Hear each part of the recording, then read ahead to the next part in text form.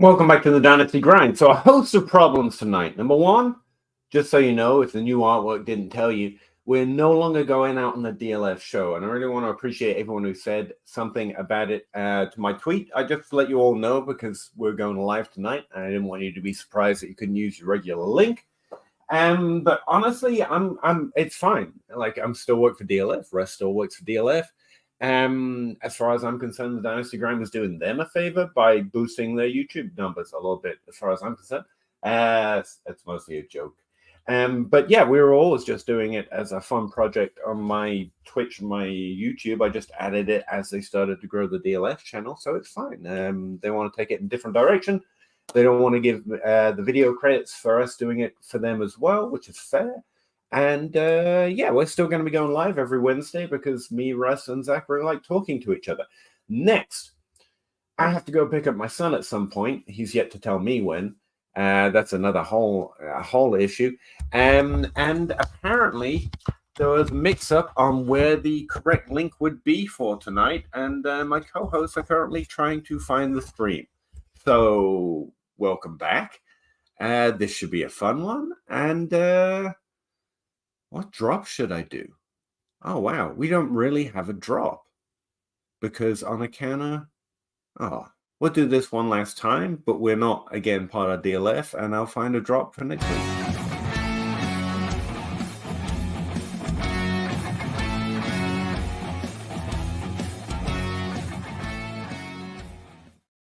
Hey, Zach.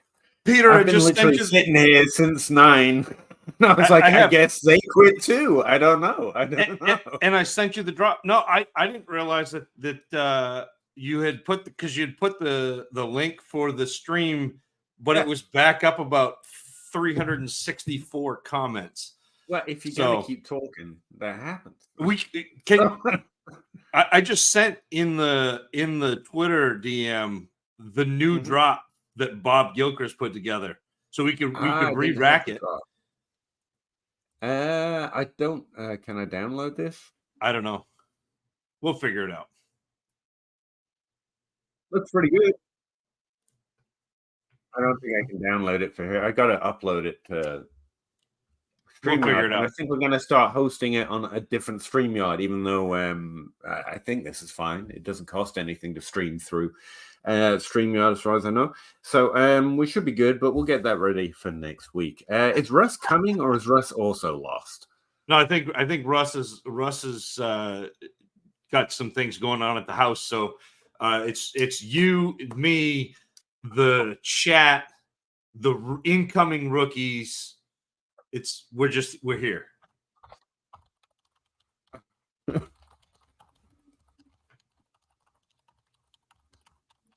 Just gonna tweet because if I don't do it every 10 seconds, I have a fit. I don't have rookie ranks yet, but I've started to get a good sense of priority list of players to investigate, as it were. So I'm a little more prepared to talk about it.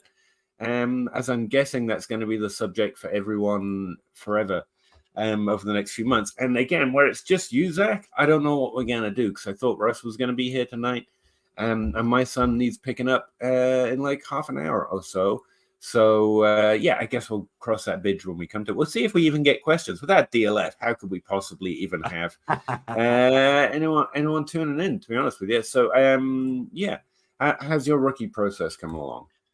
It's going. I am probably 9 running backs deep. I'm like 14 receivers deep. I haven't done anything with tight ends and quarterbacks yet, other than I've seen some of the quarterbacks while I'm watching the receivers. You can't help but see Brock Bowers, no matter who you're watching, whether it's Ladd McConkey or running backs at Georgia. You're gonna see Bowers. So I've seen a little bit of him, and so that's where I'm at. And I think, like Genji says, it's rookie season. Talk to me. Absolutely, it's rookie season. But it's like early rookie season. It's like when you hit in Maine, when you hit the winter solstice and it's still like 40 degrees out and it hasn't snowed yet. Like it's winter, but it's not winter yet. Like I'm still probably 3 weeks away from doing the Dynasty Dummies Hootenanny series with J. Mike and Matt Foreman. And I am almost to the point where I start listening to other people because I've already made my initial evaluations. But I don't like to listen to other people before I get through where I'm at, just because I feel like I want to come in clean. Well, we talked about this, Peter, before. Like, my process is watching film is inherently a subjective process. Like, it is. I'm watching and making a decision based on what I think and what I think a player did, what I think a player was intending to do. But I try to make it as objective as possible by charting all of the games and trying to give it like just what happened and making sure I count the number of times thing happened and so then I can tell you what a player is consistently, as opposed to watching highlight film. Have you got far enough in where you have a read on Keon Coleman? I was just trying to pull up what I've basically done. I would prefer your process where it makes sense and you work through it one by one and you know where you're at all times. I don't work that way internally, so I kind of scattershot through myself at something that's interesting. And I try to start broad level, understand the class, and then they go position by position, just honestly looking at certain players, whether numbers go green or not. And then slowly I work my enthusiasm up into, okay, I'll look at QB today. And then I'll end up looking at running back for some reason. And so I'm a little more scattershot. I don't really get to the one-to-the-one process. Here's what I think of everyone. Where I'm at right now is I got a little surprise. Oh, I think it's a surprise if anyone pays attention for the crossroads. And then I've been looking at quarterback a little bit this year, just trying to get a sense of the position and how to profile it these days. That's another story. I've basically gone position by position and gotten a rough idea of where I think this class is at, which is roughly what I was talking about last week. We were talking. And I've started to work through players that I think are relevant. And like you said, I don't really... I'm fortunate in that I just struggled listening to other people. So even though I've heard a lot, and even though I do go and look at some things, like Travis May's poll, I went and took a look and just saw which names are at the top that I might not come across. And I'll go and take a specific look at them just to see if, because I'm going to have to look at them if they're getting ranked in the top 5 by everyone else anyway. So I just make sure they're getting pushed into here's the first 10 players or so to go profile and do a rough sorting. And that helps me get a sense of the position. If those guys that people don't like, if the ones that consensus like the most aren't showing up for me, that already tells me something is amiss or I have to look at something. So my models at this point are mostly set. I used to remodel every year, and now I'm mostly pumping out models roughly using stats I think produce good probability scores. I don't think are ranking engines. You can't sort by it and go, here's my top 5 guys. Right. Roughly, but not great, it takes reading, but it's telling me what they are compared to previous players across good stats. So just to understand what my models are when you look at them, they're not meant to be, sort by this number. It's initial maybe. And then I start working through it, highlighting the ones that are obviously, I should look at them, but obviously this is a situational 1-year sample or a conference problem.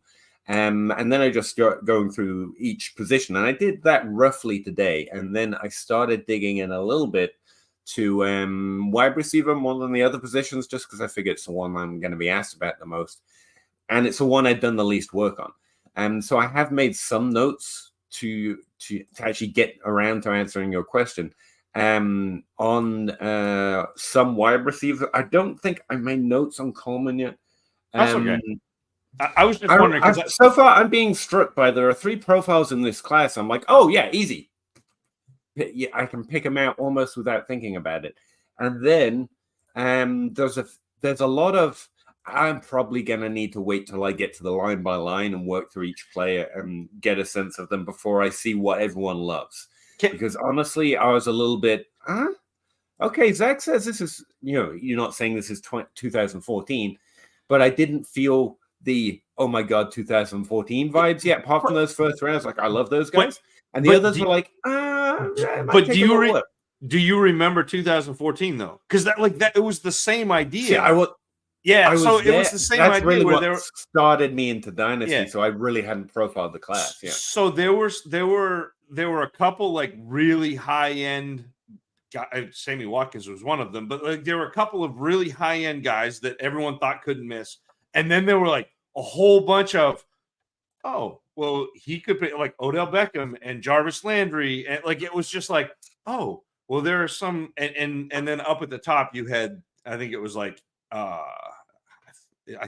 it was definitely Sammy Watkins. Like it was just like this interesting kind of top end, and then a whole bunch of, oh, these guys are pretty good.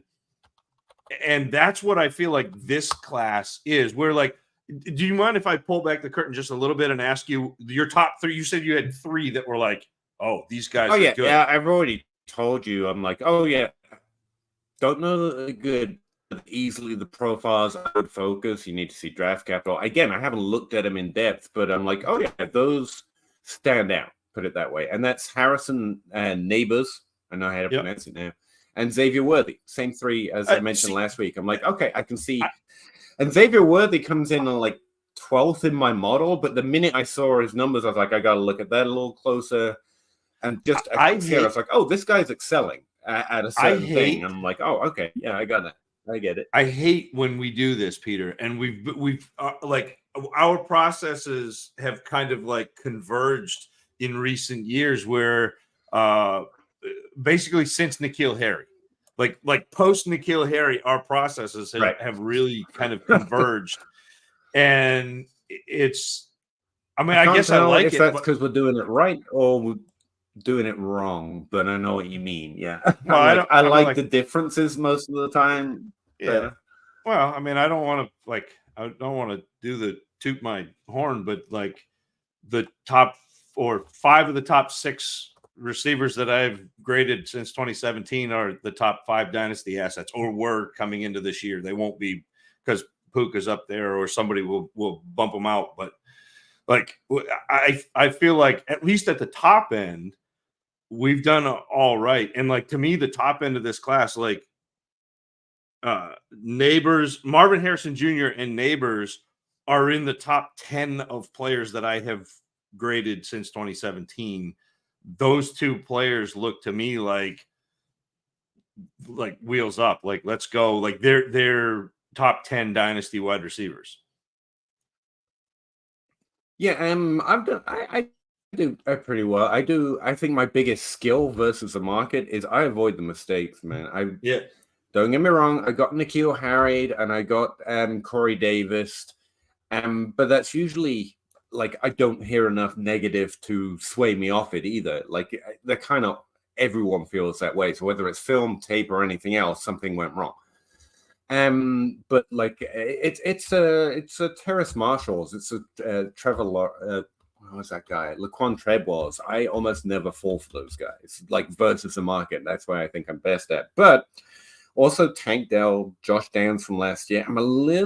I like to think I'm a little better at the second and third tier than most, but I think my ranks do pretty well. Yeah, I managed to get it.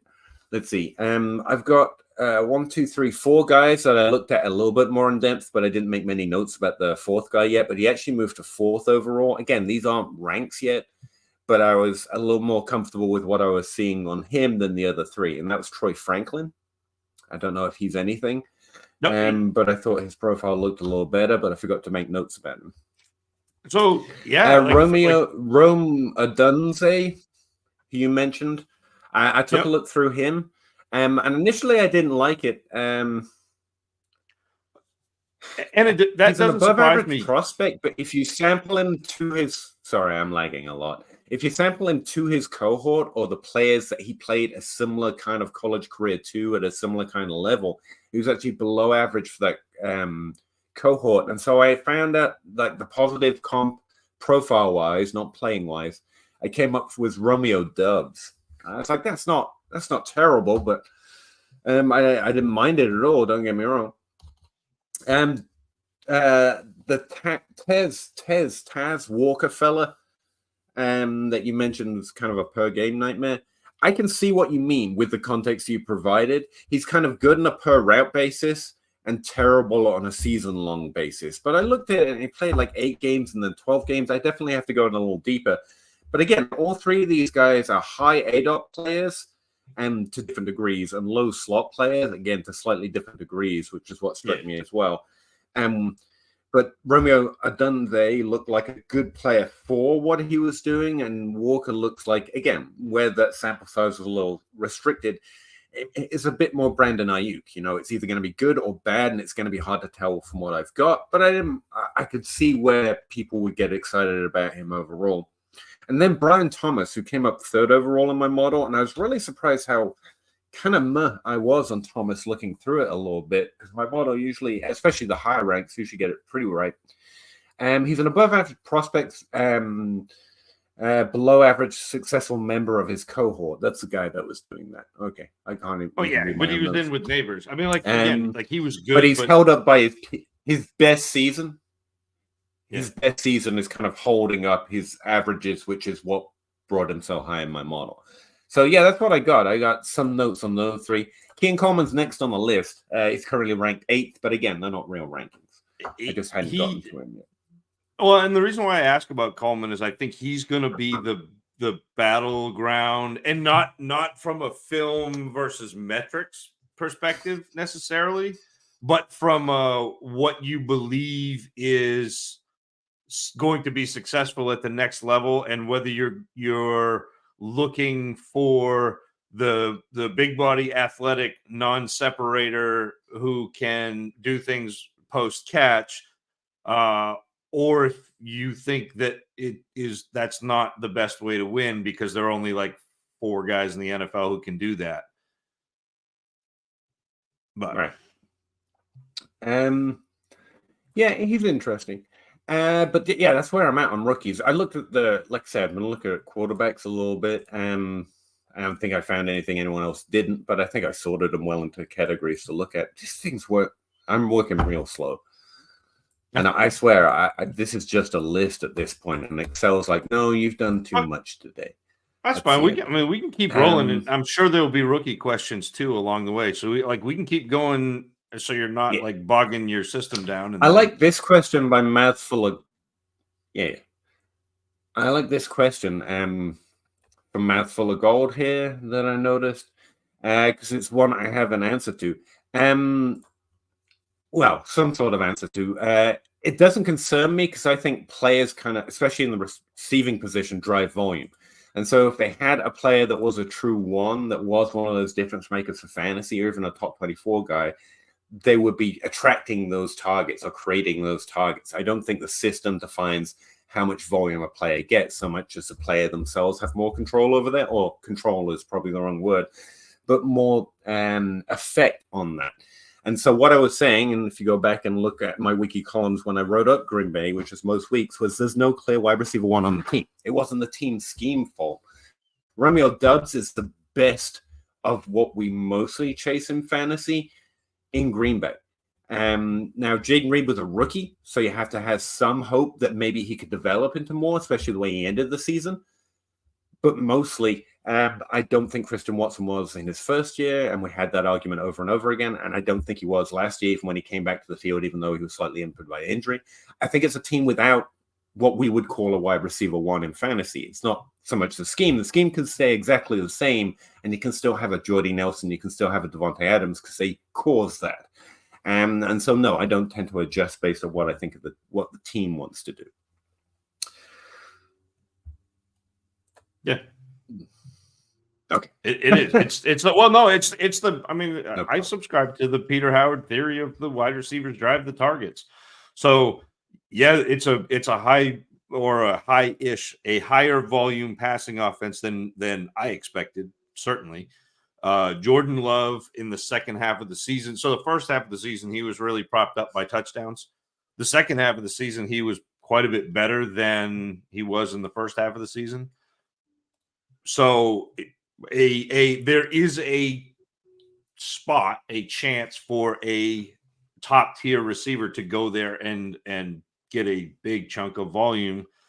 The receivers they have probably aren't quite that level. I mean, you said, you said Jaden Reed, wasn't quite there, and Dubs was the one we're looking at, but he did okay to the eye test. Like, they were pretty similar over season long, and Reed coming out as a rookie, so he kind of started behind the 8 ball and finished strong. So like, there is some hope for Jaden Reed, but we get so for sure. But we're now at a point where as Dynasty community, like, we'll run Jaden Reed out beyond value. And so, like, unless you drafted Jaden Reed last year in the 3rd, you're not, like, the value you're going to get him for is not great. Like, I would like to roster him, but I don't want to actively target him to put on my roster. If I have him, that's great. If I don't have him, he's probably too expensive to go get for what you're going to get for a return. Probably. Yeah, and the way that you combine that mouthful of gold is that if Jaden Reed is good, year 2's big for all rookies or players developing in the league. It's the biggest volume jump. It's the biggest production jump. And outside of injuries, there's really no excuses to be made. So it's kind of a prove-it year. So to what Zach's saying, depending on the trade, Reed might be a sell rather than a buy, because while we have hope, the value is going to increase, and he's a points per game proposition at this point. He's got to do it next year. And if he does it, great. If not, then we don't adjust it by the offense. Oh, they like to spread the ball. No, he will do it next year, or he won't. He'll be a Romeo Dubs, or he'll be one of those points getters, one of those top 24 top. And to be fair, Dubs and that type of player, it's like a Tyler Boyd. They are top 24 wide receivers, but often not in value, which is what I'm referring to when I say top 12, top 24 in Dynasty. And also, no problem. We like doing this show. And Zach, I'm going to have to go run and get my son in a minute. I thought we had a little longer, but then I lingered on rookies. Which would you like to do? Take a break and we'll restart a stream later and just apologize to everyone for that because we're always unprofessional. Would you like to try and carry on? Sorry, I hadn't thought to ask, but I thought Russ would be here. I can keep rolling. That's okay. I can't put questions up on the screen. Yeah, but I can read that. I am very literate. I've got that. So yeah, I'll do that. And if you get back before I reach the end, then we'll carry on that way. And if not, then it'll be about 40 minutes or so is the thing. Sorry, he was meant to be picked. I was told that he was going to be picked up between 8 and 9. That was apparently a lie. I mean, 8 p.m., 9 a.m. He's right in the window. Same thing. So yeah, I'm going to turn this off, and I'll leave you with the office chair, so you're not alone. Because I feel like that big screen thing, I hate that. I don't know about you, but I hate the like the podathon chair. There you go. Oh yeah, of course. But yeah, sorry guys, I'll try and get back as soon as I can. But like, I probably can't leave him there overnight on the side of the road. Probably not a good idea. But I'll get. All right, so we're on to Zach Harris. Any concerns with Buffalo and specifically Josh Allen in the future? Having feelings like it might be time to sell high and tear down to Stroud or Herbert, for example, for their $40 million over the cap. Big struggle. So yes and no. So always, if you can get value for the top tier player who has been there for a while, but Josh Allen is a player that you want to roster not only because he has been successful with Diggs, and I understand the cap issues, but by and large, the salary cap in the NFL is fake is not quite the right word. It's mythological. Like, you can really, really make some fluidity with it. So I'm not hugely concerned about his surrounding talent. What I will say, though, Zach, to your question, and especially with who you mentioned with Stroud and Herbert, I don't think that's tearing that far down. And if you can get Herbert or Stroud and a piece to continue your dynasty team, I don't think that is a bad move at all. even though even though Josh Allen is the QB1 or in that top tier with Mahomes and some people put Hurts up in there, like I think that tiering down into that second tier isn't losing you as much for points as people think it is, even though Allen has been amazing. And I think if you can get something on top of it, in fact, I honestly moved or have thought about moving. I haven't made the move yet, but have thought about moving Allen a couple times for somebody in that tier or maybe the tier below. And I even looked at somebody like Jordan Love, who I don't necessarily think gets into that tier, but has been good enough, plus a top 5 pick in this year's draft. And that gets you, your quarterback and enough points at quarterback, but also you're making up ground in another position. And so, yeah, I'm worried. And I don't know that Diggs will end up being in Buffalo much longer. That was a weird situation in preseason, continue to be a weird situation in season. So it's definitely a situation to monitor. And I'm not averse to selling Allen. But also the way I tend to play quarterback is it's the opposite of John Hogue. So if you ever listen to John Hogue talk about the QBX or his co-host Tommy B over on the Superflex Super Show, where Tommy B tries to get the top 5 quarterbacks, in terms of production. That's not how I tend to play. I will usually get one quarterback and then scattershot the rest of them. So I'm not averse to having somebody like Herbert, somebody like Stroud. I mean, even down as far as like Kyler Murray. Like I just want a solid QB1, and then I'll make up the rest of my points somewhere else. All right. Flowosaurus says 12 teams, Superflex, PPR, start 10. Stroud, Carr, Russ, there's the team. No 24, 25 picks. Do you keep Gibbs and continue to compete, or do you try to sell for a wide receiver running back combo? So, Flowosaurus, what I tend to do, and Gibbs is a top tier running back at this point. Like he's proven productive in Detroit. Detroit was fantastic this year. It's so much fun to watch Dan Campbell and watch that team kind of gel, the offense come together, the defense play well. Like that has been absolute blast. But I tend to, when I have a running back like that, get 2 years out of that running back, 3 at the very outset. So with Gibbs, I don't see a precipitous drop in value yet. And I see if you're competitive, if you're competing this year, you're competitive looking next year, I'm probably keeping Gibbs right now. But after next season, my move would be to try to target one of what I consider a young, proven wide receiver. And so next year, that might be Malik Neighbors. It might be Jalen Waddle. It might be Devontae Smith. Right now, it's Devontae Smith because I think people are still sleeping on him. But that's what I try to do is I try to trade Gibbs for that young, what I consider to be proven wide receiver and a pick so I can continue to cycle that forward. So, again, my advice short term, unless you're getting a haul for Gibbs, I'm hanging on to him because you're competitive. Next year is when I start thinking about shopping Gibbs. And if I can't get what I want for him, maybe I can in season, maybe after the next season. But it's after year 2 that I really start shopping running backs. And that's kind of how I cycle through. Genji, I can't stop watching Xavier Leggett. Yeah, he is fun, and he is fun post catch, an absolute bully. And this past year, it was funny because he hadn't done much up until this year. So 9 catches, 7 catches, 8 catches, 18 catches, and then all of a sudden in 2023, in his 5th year, 71 for 1,200 yards, 7 touchdowns. And he is incredibly dynamic with the ball in his hands. 6'1", 217 pounds.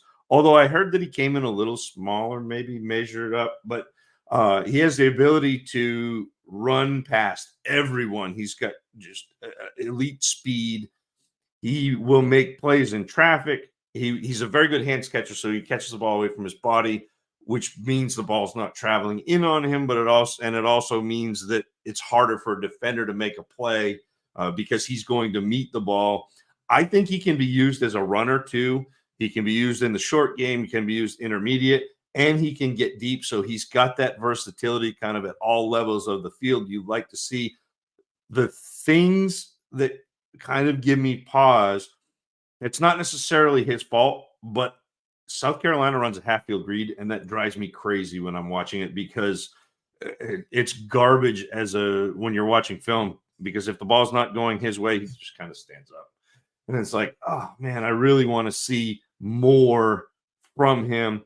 I think Leggett has trouble creating and maintaining early separation versus man. I don't think that he is necessarily as quick as he is fast and has trouble getting off press a little bit. And I think he is a less polished route runner than many of the wide receivers in this class.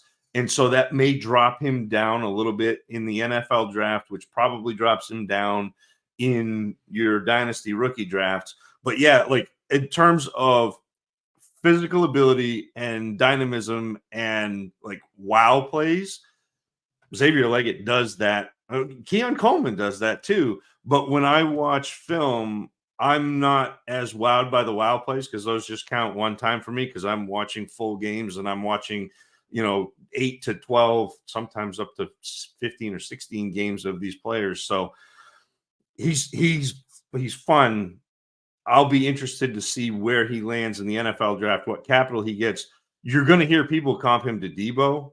He doesn't do what Debo did. Like Debo coming out of school had the best slant route that I'd seen since Devontae Adams.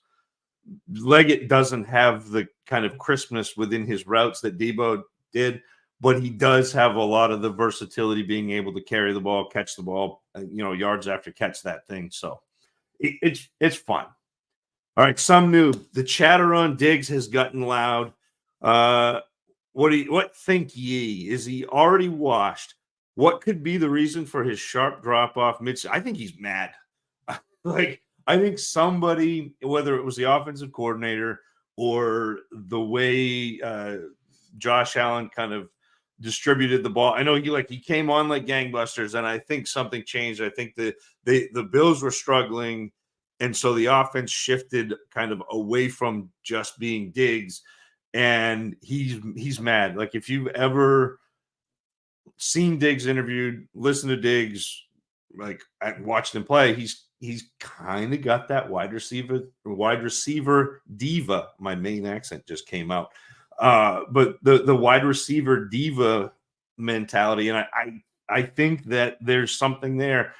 I'm not sure that Diggs ends up back in Buffalo. And if he does, I'm not sure he ends up back in Buffalo happy. And so that is certainly concerning. And he's also getting to the point where like once you get up to being around 30 as a wide receiver, like that's you're kind of at the kind of separation point where if you're an elite receiver, your decline isn't necessarily as steep. You kind of keep going, and that's fine. But if you're not an elite receiver, like there's potential for a pretty big drop off. You're that guy, you're that guy, you're that guy until you're not that guy.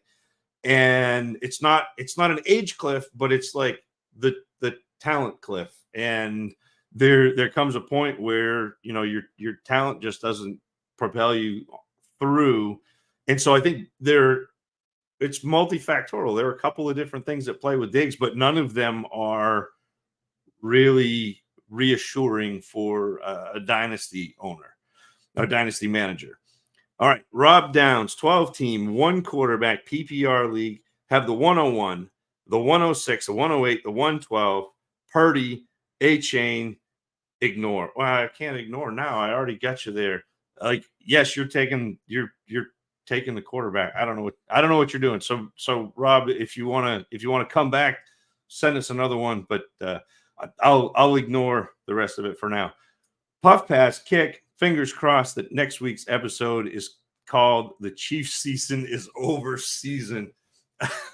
I'm a Pats fan. The season's been over since the season started. It's been over for 2 years. So like I'm enjoying the Chiefs. I'm enjoying Jason Kelsey enjoying the Chiefs. That was a lot of fun. But playoff football, like, don't tell anybody, doesn't really matter to me. Like, I'm a fantasy football guy. I am fully engaged in the 2024 rookie class at this point.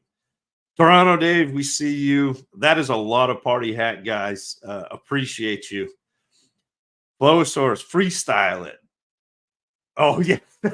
The open. No. But we do have for next week, Bob Gilchrist sent us an open. I didn't get it in the right spot in time, but we have an open that Bob has sent us, brand new.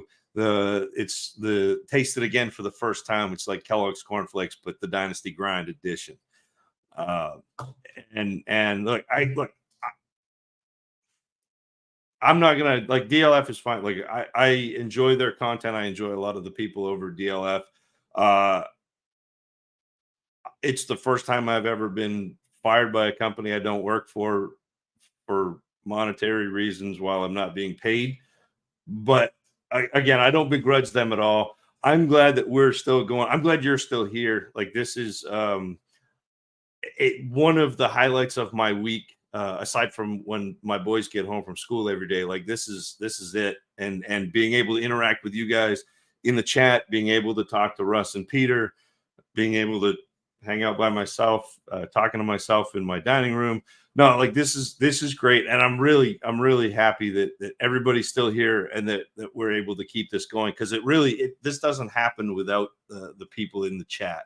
So Joe McCarter, 12 teams, Superflex, start 10, 106, 4, 108, and a 25 second. This seems short. How about 106, 108, 25 second, and Njoku?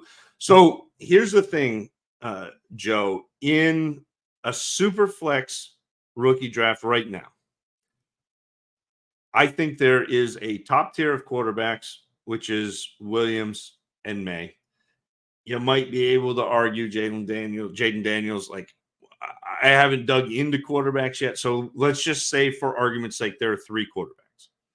I think there are 2 wide receivers that are top tier. I think that Marvin Harrison Jr. is one of the top 3 wide receivers that I have film scouted personally. The way I do my film grades, he has the 3rd overall film grade that I've done since 2017, and that's behind CeeDee Lamb and Justin Jefferson. So to me, he looks like I can't say a lock, because I'm certainly fallible. I'm not the end all be all at film scouting, but I've had a pretty good run with some good luck. I see Marvin Harrison Jr. as being one of those players. Malik Neighbors is not that far off. I mean, Marvin Harrison Jr. is in a tier above, but like Neighbors is in that next tier down. And then you've got Brock Bowers. So now we're at 6. So your 106 is going to be one of the top echelon of players. It's going to be one of those 3 quarterbacks, 2 wide receivers, or Bowers. So I'm not giving up the 106 to move back to the 108 to get a second in 2025. And even for Njoku, especially if it's not tight end premium, I think that now the middle class of tight end, there are so many. We've gone from not having any middle class in tight end to having the entire, like, the first 12 are the middle class of tight end now. And so maybe it's not quite that. I mean, I guess there are probably 2 or 3 guys, but they're not giving you the Travis Kelce advantage that Travis Kelce used to. Maybe you see Andrews come back healthy. That's what I would bet on. I think Andrews is probably the best bet to kind of supersede Kelce once that ends up. But like, I'm not moving Joe the 106 down to the 108 for a 25 second. So I'm not even thinking about that pick yet. That's another year out. That like, I don't even want to think about that pick. And Njoku, I'm not doing it. I'm going to sit tight. I'm going to pick at the 106. I'm going to take whichever one of those 6 players falls to me, and I'm going to be very happy. Yeah, Flosaur, same thing. 106 is miles ahead of 108. I agree. Like there's a really big tier break to me, and people are going to talk about Romo Dunze. People are going to talk about Peter and I are going to talk about Xavier Worthy. You're going to hear people talk about Tez Walker, who I really like. You're going to hear people talk about Keon Coleman, but to me, there is a really clear tier break there at between 106 and 107 in a Superflex league. Gavin Ferguson, 12 team Superflex, start 10, 1.75 tight end premium. Give Tua and DK, get 103 and 303. I don't know. I'm not going to do that. I'm not going to give up Tua and DK to get the 103 and 303. As much as I like Marvin Harrison, he's probably not worth a top 10 quarterback and Metcalf. And if it's a quarterback, you're going to hope that they're Tua. And I'm not the 303 doesn't move the needle. So no, I'm not doing that. I guess the hope maybe is you're looking at getting Bowers. Is that the goal there at 103? Because in a 175 premium, Bowers has a little bit of appeal, a lot of appeal. But no, I'm not doing that. I would rather have Tua and DK. I think you can probably get a better deal done. So again, this is the same thing that I just talked about with Joe. That 106 to me, if you can get into the 105 or 106 and not have to give up quite as much, that's what I would be trying to do, Gavin. Fantasy Cares. Who is Russ and where is Outhouse? That's a good question. That is a very good question. I don't have any idea who Russ is, where Outhouse is. But thoughts on this is another Joe McCarter. Thoughts on picks in the 110 to 112 range. You're going to have some really nice wide receivers there. I think that right now, and this may not be the case once we get through the entire draft cycle, but right now, because everybody has been told that this running back group is terrible and Trevion went back, I think you have a chance to, at the 110, 112, end up with like really nice wide receivers. Maybe one of those quarterbacks that falls, the JJ McCarthy or Dr. Michael Penix. I think he's a doctor. He was in school 6 years, isn't that? Anyway, but you're going to have like the chance at getting one of those quarterbacks, depending on where they go in the draft. You're going to have a chance on getting some of those wide receivers that we just mentioned, whether it's Worthy, Odunze, Tez Walker. Like you're going to have some Troy Franklin. Like there are going to be some really interesting pieces.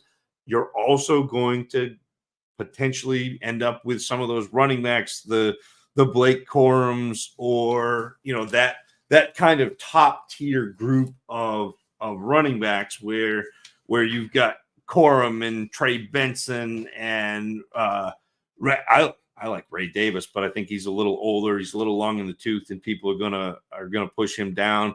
Braylon Allen. So like you've got a lot of really good players in that range, but nothing that I would consider like a lock where I'm really, really excited, not willing to trade those picks. I think it's the top 6, and then there's like a big group of the next probably 7 or 8 players, which again is why I think this class is really good. You've got the quarterbacks at the top, and then you've got a bunch of wide receivers, and then the running backs are being pushed down. So you've got talented running backs that are going to go later than what we're used to in rookie drafts.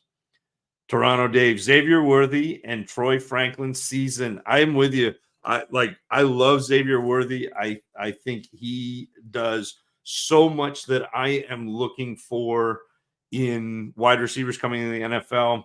And Troy Franklin was a great, not just a deep ball guy, but he's a deep ball guy. If he gets a free release, he is over the top. and gone, and he does it against man, and he does it against zone.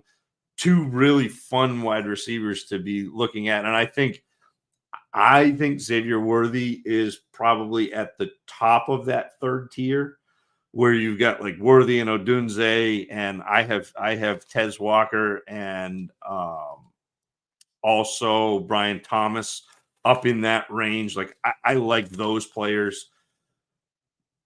Troy Franklin is right in that same mix, so it's going to be a fun class. I'm excited. I know people get sick of listening to. Well, no, analysts get sick of having rookie talk be so soon. All of the degenerates who are in the chat and everybody on Twitter is just clamoring for this, and I love it. I love talking rookies. I'll talk rookies from now until we head into the season and beyond. So it's fun. Gavin, have you watched Brian Thomas Jr. tape yet? I have. I watched Brian Thomas in that first run of wide receivers, and I've got notes on him. 6'5", 198 pounds, so he's a bigger player. Again, the way Peter and some of the metrics analysts would look at it, like he didn't really do much his first couple of years. This past year, yeah, he was on a team with Malik Neighbors, so he got pushed down, but he still had 60 catches. He had 1,079 yards, 15 touchdowns. I think people are billing him as just a deep threat. I don't think that's the case. I think he's really sneaky with the ball. He adds 3 to 5 yards after almost every catch. He kind of reminds me, like he's got straight line go. So like he's good at hitches and comebacks. He's also good at like fly routes and go routes. When Thomas has a free release off the line of scrimmage, like he's deadly. Like if a defense does not get their hands on him within 5 yards of the line of scrimmage, he can get over the top. He's got exceptional sideline awareness and really great feet on the boundaries. And I think that has become more and more of a trait that I'm looking for in NFL players, especially guys who are contested catch players, because oftentimes the NFL contested catch players don't separate down the field. So you see players come in and not be quite as successful as you'd like them to be. I mean, Mike Williams, people thought he was just going to be fantastic. He was the wide receiver too in that the 2017 class. And there have been a bunch of them come in that we expected to be better contested catch players, but it's really tough to be a contested catch guy in the NFL because all of the cornerbacks are NFL level. All of the safeties are NFL level. So it's that next step or two above college. But guys like T. Higgins, who can make plays on those back shoulder throws, you don't have to separate because the quarterback separates for you. If you can kind of stack that defender and you have that back shoulder throw, so now all of a sudden the defender is on the outside and you're going back to get it, that's the creation of separation. Brian Thomas is actually really good at that. I think he's got great deep ball tracking and adjustment. So not only can he get over the top, but he's really good at going and getting it once the ball is thrown. I do think sometimes he loses separation on deep throws, which I don't love. He does re-separate vertically, but again, that's a real tough thing to do. As an NFL player, it's really hard to outjump two NFL caliber defensive backs. If you end up getting sandwiched, especially where they're playing a lot of too high safeties and like the cover two and that sort of thing. So it's he also really struggles when he's pressed. Brian Thomas will go through stretches where he sits with a zone defender, and it drives me absolutely nuts. Like, to me, one of the things that I'm looking for in a successful wide receiver in the NFL, especially coming in now, is being able to maneuver and manipulate zone defense, because so much of the NFL now is nickel and dime, and they're playing sometimes man on the outside and zone on the inside, or maybe they're going straight zone. And to be able to manipulate and be spatially aware in a zone is really important. I think Brian Thomas gets lazy sometimes, or maybe he just doesn't know, but it looks to me like he gets lazy where he'll go and he'll make a move and he'll get by a defender and then he just kind of lets the defender orbit him and now he's not open. So I don't love that. And he will let the ball travel in on his body, especially when he's in the interior, creates drops, creates pass breakups. But I do think he's in that tier of Xavier Worthy, Romo Dunze, Brian Thomas, Devontae Blocker. Like, I think there's a really nice tier of, is he perfect? No. Is he pretty good? Yeah. Could he be really successful in the NFL? Absolutely. So that's what I think, Gavin, about Brian Thomas, what I've seen from him on film. Genji, early. It is early. People asking what to do with pick 111.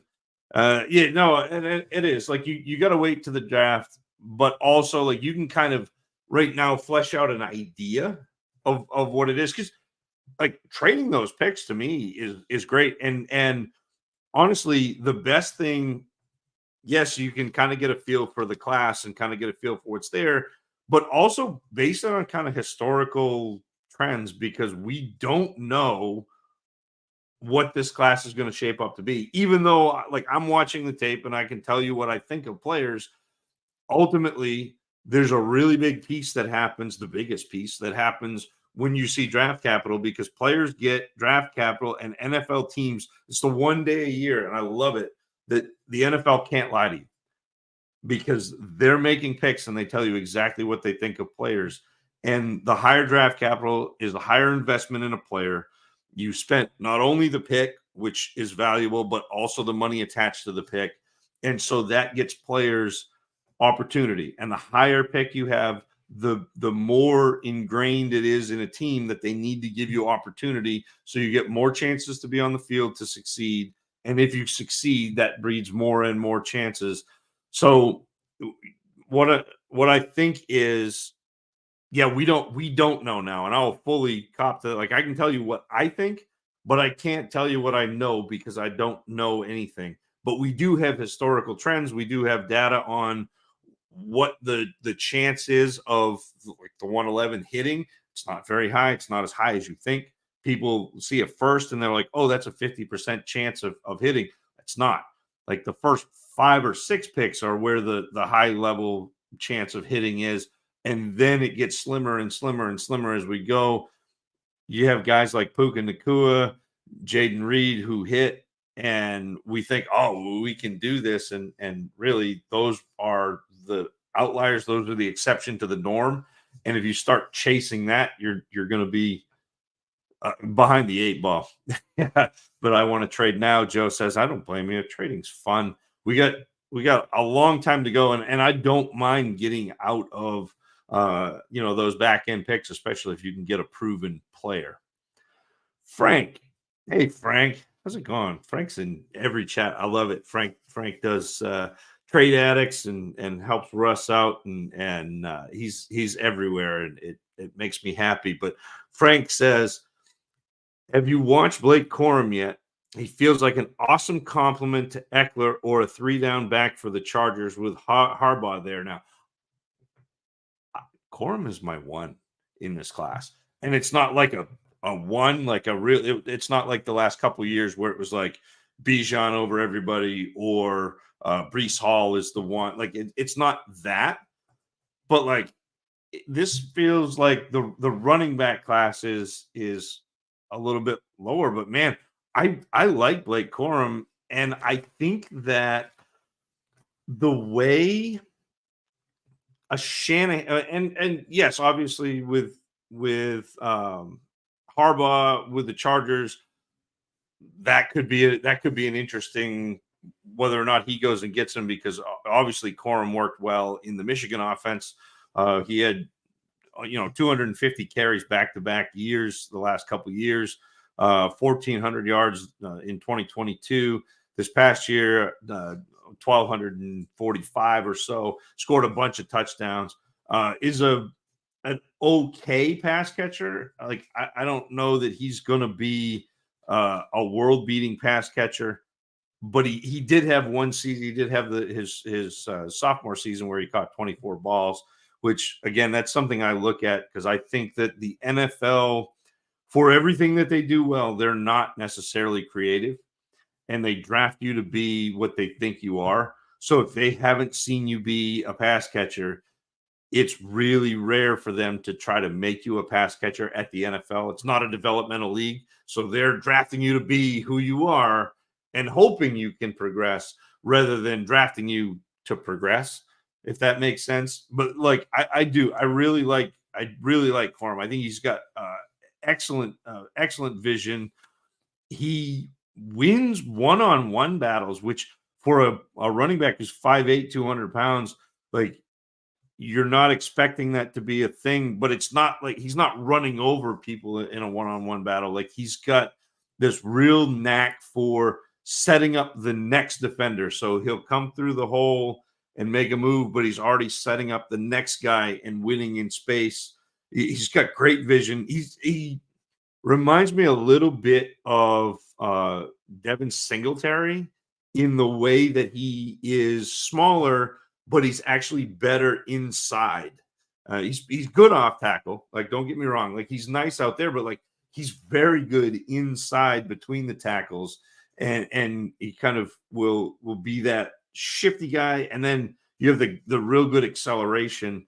But I don't think he's going to win in short yardage situations. I think they're definitely going to be some issues with his size, but I don't think it's as big a deal as people make it out to be. You look at what's happened kind of around the league where Jahmyr Gibbs was smaller. You look over in LA and Kyron Williams is smaller. So like you've got kind of a template. And even in with Achan in Miami, like, being able to get those guys in space and let them do what they do. And that's why I mentioned Shanahan. Like, I would love to see wherever Zach Robinson goes, I would love to see a player like Blake Corum be there and be utilized in the Shanahan McVay kind of style of offense, because I think that would be fun. So yeah, Frank, like, I like Corum. I think you're going to be able to get value on him because I think that this running back class is kind of pick your poison. And Corum being undersized, he's not going to be everybody's poison. So, Genji, we should spend an hour talking about Xavier Leggett. I gave you what I thought of him. He's a lot of fun. It's I wish I had control of this. We could just put Xavier Leggett highlights up there and we could roll with it. But I don't have control, so I'm just kind of doing my thing here. Zach Harris, inbox offer. Give Allen, Bijan, and Laporta. You better get everything back. Get Herbert, Pitts, 103, 110, 112. No, it's not enough. You're going down from Allen to Herbert. You're going down from Laporta to Pitts. You're going laterally from Bijan to the 103. And the 110 and 112 are fine, but it's not moving down as far as you are. Those two picks aren't going to make up what you're losing. He also has mentioned Swift, Ayuk, 203. Nah, I don't think so. Like, if you're tearing down, you got to get something that's going to help you out moving forward. And you're tearing down in three places to me, or at least two, and then Bijan to the 103 is kind of a push. So I don't think I'd do that, Zach. I think that what I would try to do is kind of break that down into like a piece. So like if you want to tear down from Laporta to Pitts and get a pick, fine. Or if you want to give Allen and tear down to Herbert and see if you can get the 103 and maybe like you give back a second or something like that. Like, I'd do that. But this, as currently constituted, I'm not interested in making that move. All right, Joe, where does Mark Andrews rank? He might be the tight end one. I mean, people are you-centric with Laporta, but I think Andrews gives you, and you've seen it, I think Andrews gives you the potential for, if not quite the Kelsey level of run out over the top where you've got that positional advantage. It's pretty close. And so I think he's really solid. And any 2024 waiver wire pickups for week 1? Not yet. That's tricky because you kind of have to know where people fall, what. So yeah, like I'm not there yet, Joe, but we'll get there. We'll talk. There may be some rookies. Oftentimes for me, it's camp buzz, not even necessarily what's gone on in preseason games, but like that little kind of, you hear it and you put your ear to the ground and you kind of hear about players that are, Eckler was that way back 4 or 5 years ago, where you kind of heard some buzz. Philip Lindsay was that way. So it's that type of player, but it's hard to see that far for me. Like, we have trouble predicting what's going to happen in April. So to get out far enough to be week 1 pickups, I'll effort that, Joe, and get back to you. Think about it, but I'm not quite there yet. Genji, heck yes, Pete, give me the QB takes. All right, I'm caught up to where Peter left. This is great. Where's Jazz at? Hate on Jordan Love season is back on the menu, boys. Oh, anytime you can quote orcs on Jordan Love, that's fantastic.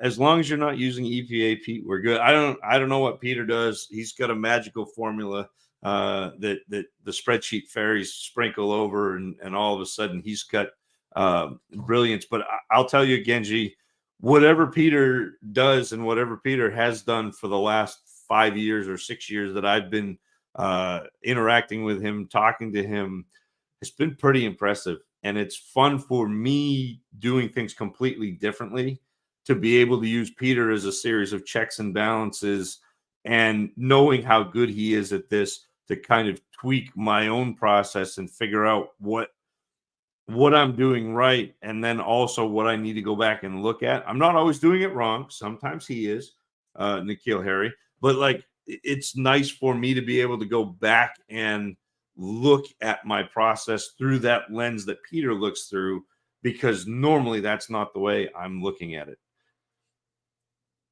There he is. Hey, Pete. Hey, you still here? I'm still here. We're all the way down to 10 o'clock or 9:54. I'm at Rob Downs. 1 quarterback league, solid and deep roster. 4 2024 first. The 101, I'll pick Harrison. That's the plan. 106, 108, 112. Should I use these as ammos for upgrades and packages or trade for 2025? I'm not seeing must-haves after 105s. Any thoughts? What was the name? Rob Downs. So he's down at 954 on my. Sorry, Genji, I named 3 players. How did you miss the fact that one of them was neighbors? 1004, did you say? No, 954. So 1 quarterback league. So Rob, I don't think in a 1 quarterback league it even goes 5 deep. In a 1 quarterback league, I think you're looking at 3. I think you're looking at Harrison, Neighbors, Bowers, and beyond that, like, I'm willing to trade. I would probably try to pair the 106 and the 108 to get back up to the 103.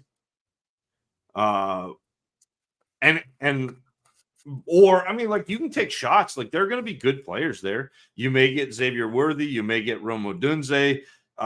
You may get Tez Walker. Like, they're going to be good players.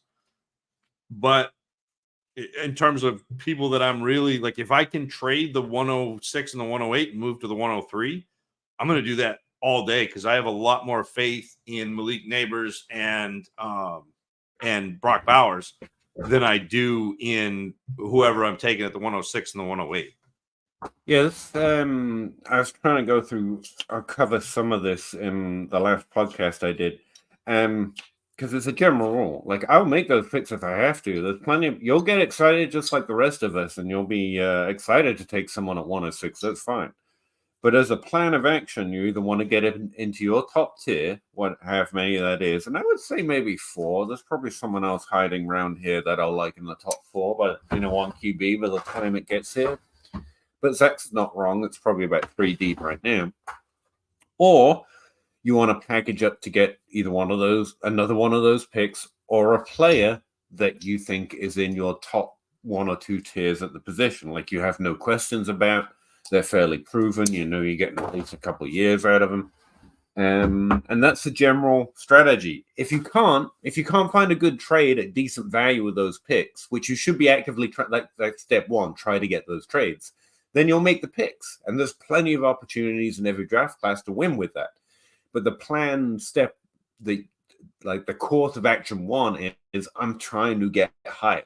I don't want the 110. I don't want the 106. I want Justin Jefferson ultimately. And I want as many of my top 12 players as possible.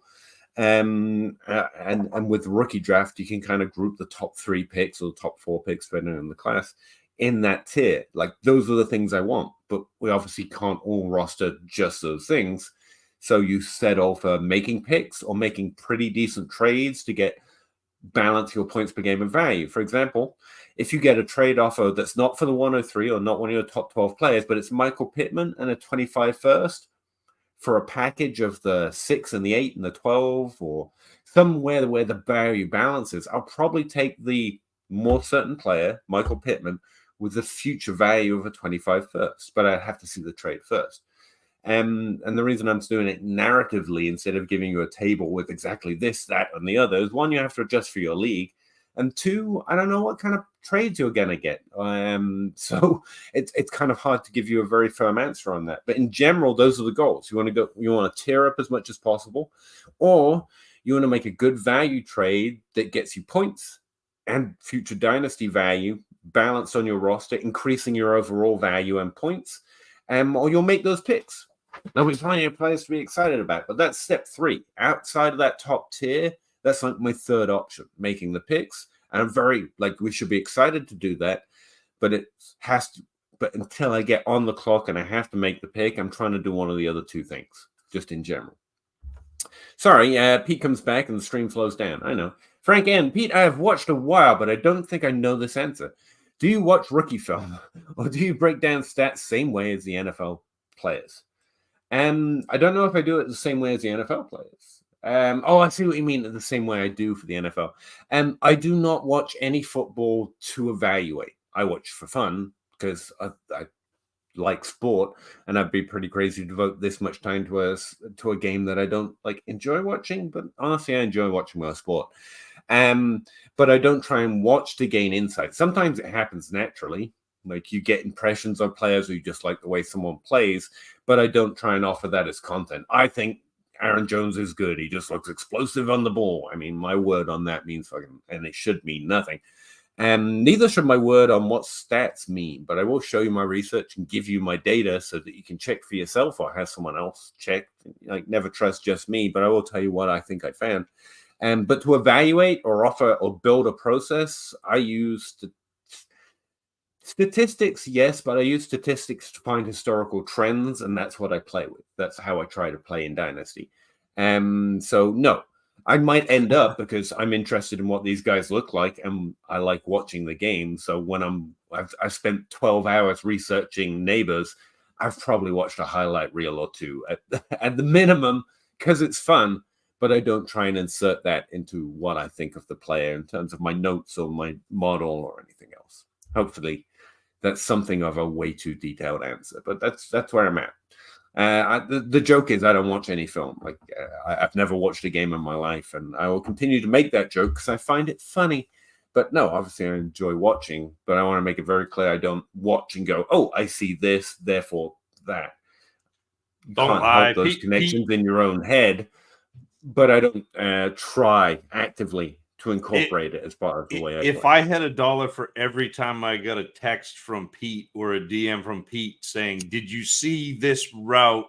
What an amazing dig route! Did you see the separation? Right, yeah. The stem. Don't even know the names. Yeah,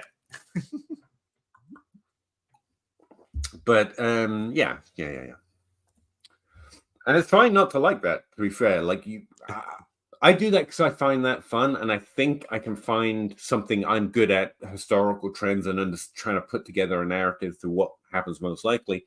Because that's what I find fun. That's what I find interesting. That's what I think clicks with me. If someone just watches film, also perfectly fine, to be clear. The war between tape versus film was always just a Twitter thing. It's not real. No information is bad information. There's just some I think I'm good at, and some I have no clue at. I just do it.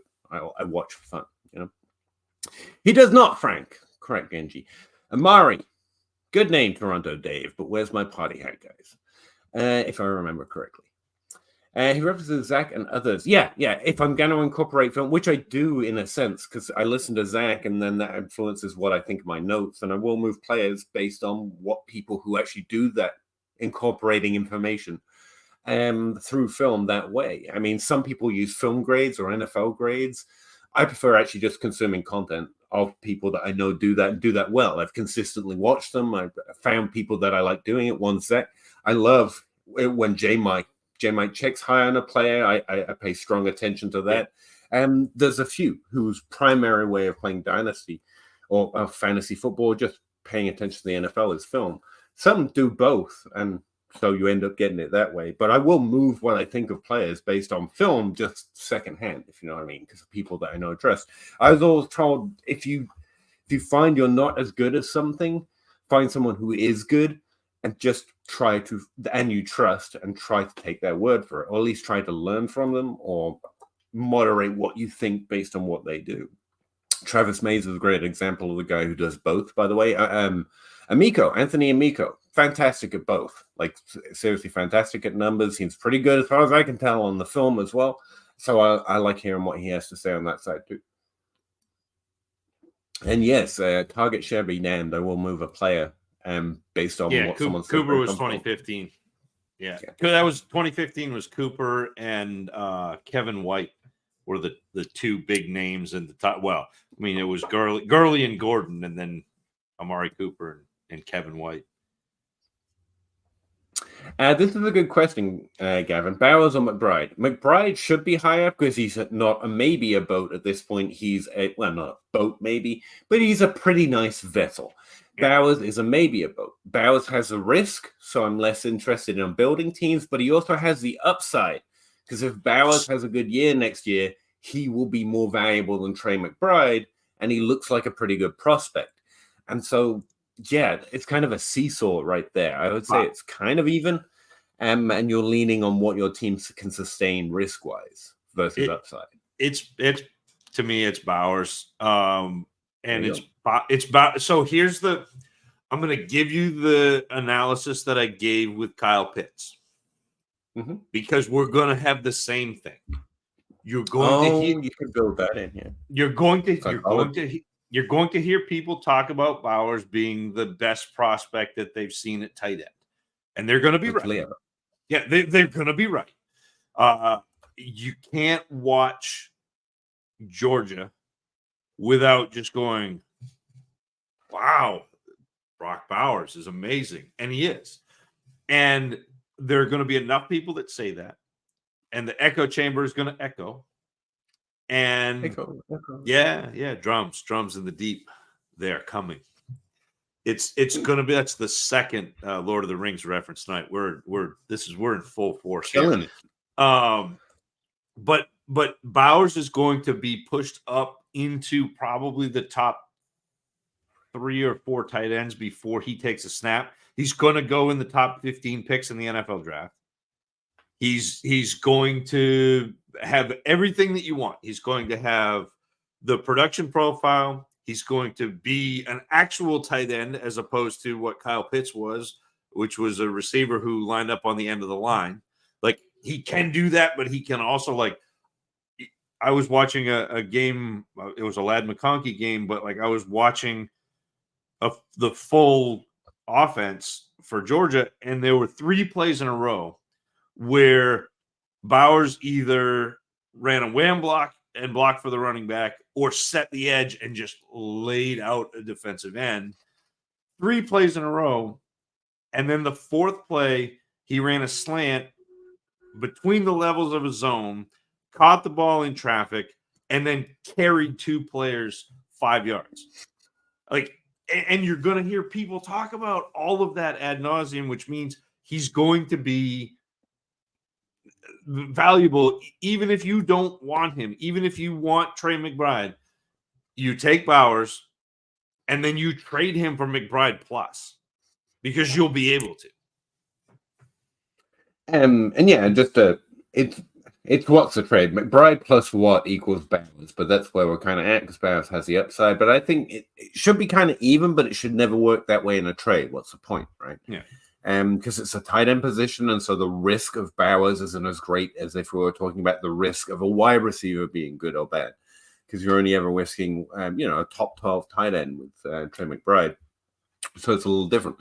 I would say I was fully prepared to Kyle Pitts my way, walk the fence with Brock Bowers because his overall score in my model is good, really good, but it's actually lower than the great receivers profiles, which isn't all you want for tight end, to be clear. Like Gronk wasn't great because he was a great receiver. He was actually a good tight end. So with a whole bunch of them outside of Jimmy Graham. And so there's always a little funkiness there. So Trey McBride, Evan Ingram, they're always going to grade out higher because you're grading receiving stats, and they were highly prolific receivers. But when I just happened to glance, like I was looking at another player on his team, and Brock Bowers was there, and I had like a film moment where Zach says I was there to watch someone else, but all I could see, but it was a spreadsheet, because the overall stats aren't doing justice to the year-to-year damage he was doing. Like his overall receiving yards per team pass attempts is good. It's not top 99th percentile like Ingram's and McBride's, but it's pretty good. It's like well above average. But then when you look at the year-to-year, it's like the parts are greater than the sum at a certain point. And I haven't profiled them yet, but I'm pretty sure by the end of it, I'm going to be singing the same tune as everyone else. Like, as a tight end, the role and the damage he was doing with it, pretty impressive, and that was just at a glance. But yeah, and I know you don't look at like raw counting stats, but like if you back up for a second and like macro instead of starting to like do the analytics and like if you just look at the fact that he had 882 yards as a freshman at tight end, a position that like that doesn't happen in college. Yeah. His sophomore year, he had 942 yards as the tight end.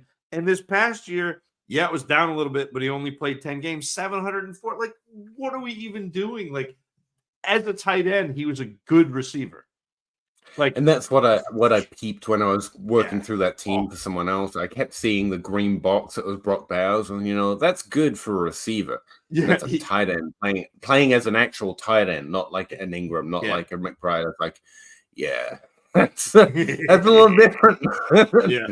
And I was like, when I get there, I'll admit that. And Frank, that's the other guy glancing through. I prioritized players, so I'm not going to say their ranks, but Brant Kuithe, Kuithe stood out to me a little bit. I'm gonna look at him after Bowers, but yeah, if you're looking for names, what were you gonna say? No, I was gonna say that, like, Frank, that's not a knock at McBride, because Peter, like 2 years ago, we were like McBride was the guy, like our guy in that class. Like, it's tight end.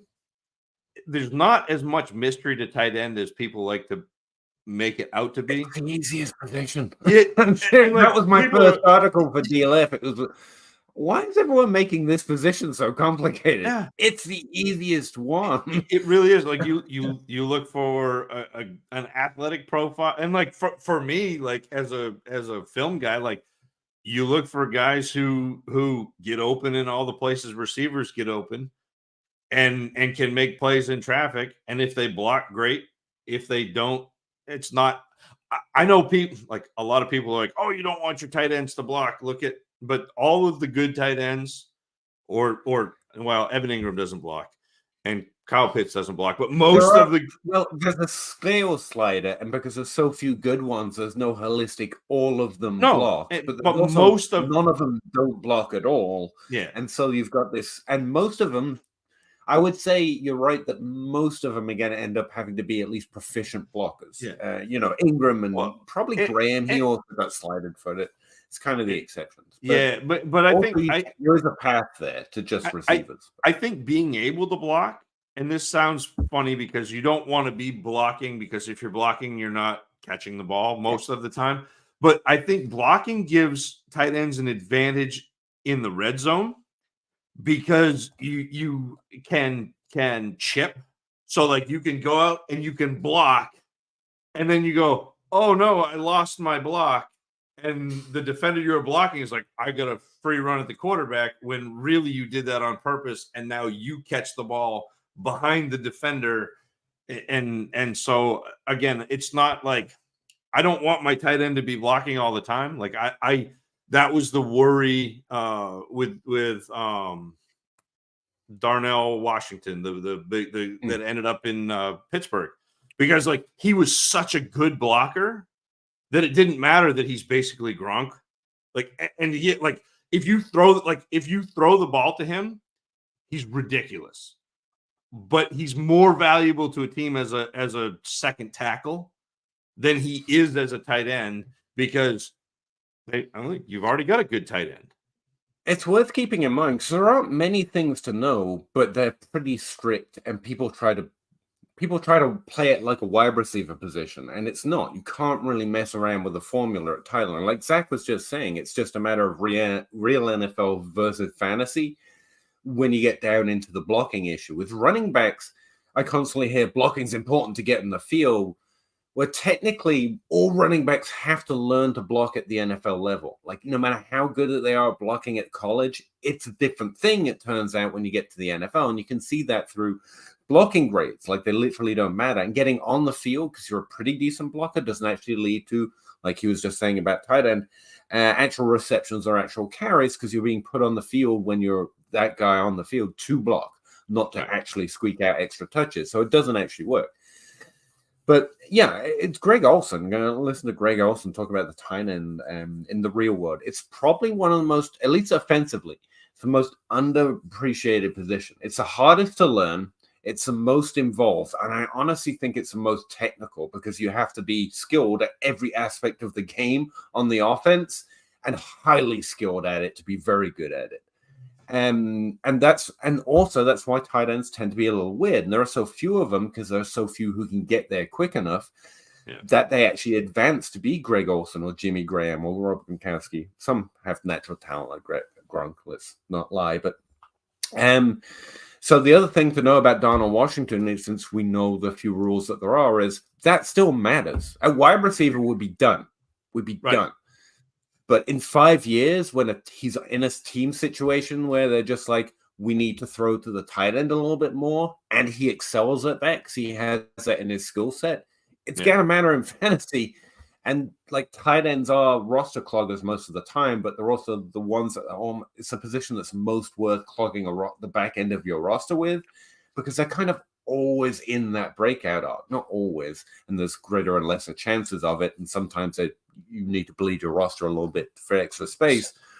But yeah, tight ends always kind of have that window, unlike running backs and like wide receivers, where a very small percentage work outside of their breakout arcs. Go look at Delaney Walker's career for a second. And where there's so few of them, I can't tell you that's not normal. Like, since 2000, since 1985, if you want to go back or dig back further and further, there aren't enough tight ends to really say Delaney Walker's career isn't like a 25% outcome. Like, they can become a running back for a while and go through 3 different teams and then be a fullback for a bit and then be a top fixed tight end for 4 straight years. Like, I can't tell you that's not normal, because they're a weird, very small sample position in a very small sample sport. And that's weird, and it makes it feel like there's less actionable things there. But I actually think it's more actionable because it means you've got always this wide range of outcomes if you see something you like in a player. I'm still rostering Kenny Yeboah on some deeper rosters. It will never happen, but I honestly can't rule it out. And it's like you just said about Washington. If you really found something, and I think I did in the stats as well, if I remember right, Washington's got some receiving chops in there. It's buried a little bit, but you can see it in his stats as well. And like I say, in 5 years, if he finds himself in the right situation, the team tries to utilize it and goes, wow, look what he can do with the ball. And suddenly we're off to the races. Not saying you should go trade for Washington, but if you ever see him on the waiver wire and you got a roster spot, he's kind of worth rostering. Yeah, and that's the like some of my favorite tweets that I've ever put out. So like since 2014 have been lists of 4 or 5 tight ends that I think you should go like pick up. Yeah, and like the list, like the first list was something like, you know, whoever, like these 3 scrubs, and Travis Kelce was hurt his entire first year. You should check him out. Right. And like, because he was on waiver rights. Like I literally, my very first Dynasty startup, I got Travis Kelce as the Mr. Irrelevant pick, like the last pick in the draft, because he'd been hurt the whole year. A little while later, it was, all right, George Kittle is the most athletic rookie in this class. I really like what he does. Kyle's tight end, Kyle's tight end model. I've got one where it was like a list of tight ends and Mark Andrews after his first year, where I was like, and honestly, during the rookie draft, I have tweets where I was like, well, it's nice to see that they drafted a replacement for the aging Hayden Hurst and found a tight end 1 in Mark Andrews. Like those are some of my favorite tweets, because it's so easy to identify these players. Make it more complicated, and they have to roster like 7 different guys, and maybe Jaleel Woods. I'm like, no, those are the guys you can easily dismiss. Right. Like you said about Kittle, where he's got athleticism, and he did. But he also had great yards after catch numbers, if you go back and look. Like his receiving ability was there, even though the volume wasn't. So you had this athleticism with this not hidden, but kind of elusive receiving ability. Some are Ingram and McBride, they're clearly receivers. And some, they're just, it's in their skill set, and you just got to hope the situation turns up. And we've got the athleticism with it. That's great. Too many people try and play it like they try and play wide receiver. Jaleel Woods is this size, with this athleticism, with this draft capital. No, other way around. Got to be the receiver first. Then you dump the rest on top, and you're like, cool. Roster him for a couple of years, see if he gets a chance. But yeah, it actually makes it remarkably simple. Who was the Cincinnati guy? Got injured as well, but had receiving chops, good size, good athleticism, and good college receiving chops. And I scooped him off waivers like one of the first years I played Dynasty, and I had him for 2 years and traded him before he stopped. I can't remember who that was. It happens a lot. Oh, yeah. But yeah. Sorry, we went very far away from McBride and Bowers there. But yeah, I think the positions, Dynasty gold mine. Plus, landing spot isn't guaranteed. McBride is number 2 target at worst right now. Yeah, but also there's no guarantee that Arizona doesn't take Marvin Harrison Jr. or Malik Neighbors, or whatever. Like it doesn't, or I mean even Bowers. Like, so it's not. Ends are weird. Yeah, it's like you can't. Don't. He's still gonna have something like the same value at least because he's Brock Bowers. Yeah, don't play afraid. Like bet on the talent, and like again, not that McBride's not talented, but like Bowers is a better profile. And McBride was great, but Bowers is a better profile, and the community is going to be, I think, higher on Bowers. So, like, that's my answer, Frank. And it's not like enjoy McBride. Like I have McBride if you want to. That's cool. Yeah, but you can run the same process over it and come out to a different answer. The question is, where's the upside? I would say we would all, including you, Frank, if Bowers hit, there's the upside. Like Yeah. another Kyle Pitts, another Evan Ingram season, but this guy's built like Gronk. Yeah, we'll be off to the races. So that's the max upside. Like Trey McBride isn't going to get up from where he roughly is. He just had a fantastic season. Another fantastic season isn't going to be like, oh, and now he's Kelsey. I don't think that's in his range of outcomes, whereas Bowers is value-wise. So you know where the upside is. So the next question is how much risk the Bowers risk, because like you say, you don't know his landing spot. We don't know. He hasn't hit yet. So he's still a maybe. And so what's your risk tolerance based on your roster construction? And right there might be the answer for you. McBride's better for me right now, unless I get future value baked into it because I'm building my value and increasing my upside at the same time. So we can come to very different answers, but as long as you're running the same process over it of understanding where the upside is, being risk averse if you're more building, and being points positive. Yeah, points positive if you're more competitive, then you're going to come to a good answer for you. You don't have to accept my same answer because you might think Bowers sucks when you go watch him. Like, actually, no. In which case, you come to a different answer. But the process or the questions that we're asking are the key thing, I think. And then we can make perfectly capable of making up your own mind on if Bowers is good or not. But I think that's where we can agree, and we can fine tune that little question set, so we get more of the right answers as we continue to improve our evaluation process with rookies, at least. Every NFL player scares me with injuries. Yeah, it's the You're nature in of the the right beast. place. Every player is going to get injured, pretty much. That's eventually, yeah. Unfortunately. Tutu and Traylon. Just looking to hurt me now, fantasy is. Gavin, 12 teams, Superflex, start 10, 1.75 tight end premium. Give a second, get Mayer and the 306. Yes. 25 second? Yeah, Mayer's worth a second and the 3. Yes. Yeah. It's dependent on utilization. It's still. Yeah, but utilization is dependent on skill. And so that's why probably one of the reasons why it's a little weirder than wide receiver, because eventually the idea is targets follow talent, but at tight end, it takes you a while for a talented player to be talented in the NFL.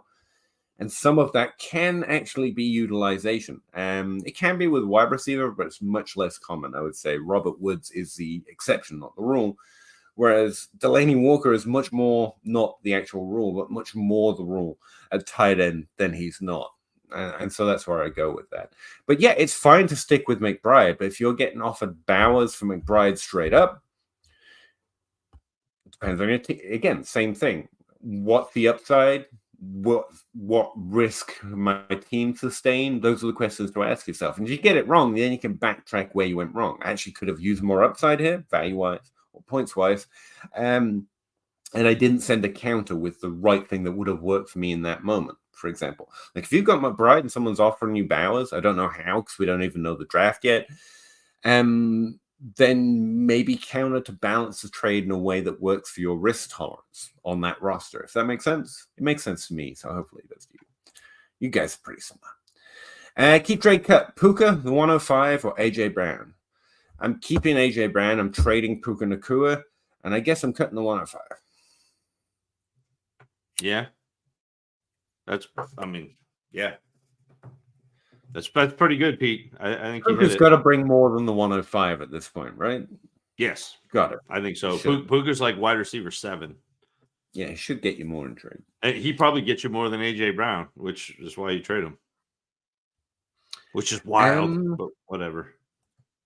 It was a while ago, so I can actually go back to these. I haven't looked at anyone, but I started to glance through, and Romeo Dunze is one of the guys I've looked at. He's a high ADOT player, but it's a mid-high ADOT. It's like over 12, but it's not over 17 to give you a range. Again, the exact numbers are in my database. That's relevant to me. I want to note those things as I go through. Also low slot, which means he's playing in the slot less than 30% of the time. If I remember right, it's around 25% of the time, though, so it's not excessively low. And that tells me something about his role. And he was over 40 reps per game in his best season with an ADOT under 11. So he was actually getting more volume, more utility, and more points when he was working at a lower ADOT. And I find that slightly interesting in his best points per game season. He's a below average prospect overall, but an above average member of his cohort. So if you compare him right to successful players, that is receiving yards per team pass attempt or yards per route run, he's going to come in around mid or slightly below average for players that have gone on to do well. But then once you filter into his ADOT range and his slot range, he's slightly above average for those who actually hit from the cohort. So I find him interesting. I do find that ADOT shift in his best year to his overall stats slightly concerning. So he's going to play I want to see the draft for. I want to see landing spot. Not that I'm going to adjust for it, but it's going to make me feel more comfortable about what he's going to be in the NFL. But I actually think he's slightly above average for players that go on to hit with his role in college. And his volume was pretty significant in that best season. And overall, his stats profiled in the top 10, I think, in terms of my rankings model, expectations based on every player that's gone on to do well. So yeah, I liked him pretty well. And right now I have him 5th, but it's not a real rank. Like that's the most notes I've got on any player right now. So I'm not 5th is loose. But he's definitely not in the same tier with Worthy for me. And he's not in the same tier, obviously, as the top 2. So he's going to be at least a 3rd tier, but maybe a very promising player in it. Yeah. And that, like, to me, that group, like, I think Worthy is probably closer to Odunze than he is to Neighbors, at least for me. Okay. So like I kind of have a tier of Worthy, Brian Thomas, Odunze, and Tez Walker as like this like next group of players that like I'm like interested in drafting, but I'm not as interested in drafting them as I am Neighbors, Harrison, Bowers. Like, so it's like, yeah, like we're still at a point where, so last year for a frame of reference, tease, last year we were talking about 3 quarterbacks, 2 running backs, and 2 wide receivers, right? And then we were like, there are some guys that we kind of like, yeah, but we're not like, this is I still like these players. So these players are kind of in that, like, just a above where I was looking at like Flowers and Quentin Johnston, and yeah, that's my, so Peter, that's my technical term. I like that. Yeah. So again, like I like that group. Is this the Rashee Rice type? Yet no, it's above. I was going to ask you about him probably another time, but I got questions about the way we. But anyway, but Rashee Rice's profile before the draft and everything, or where does he come in your rookie ranks? Above, well, I had him in the first round. I had him in the first round last year. So like he was. So I liked.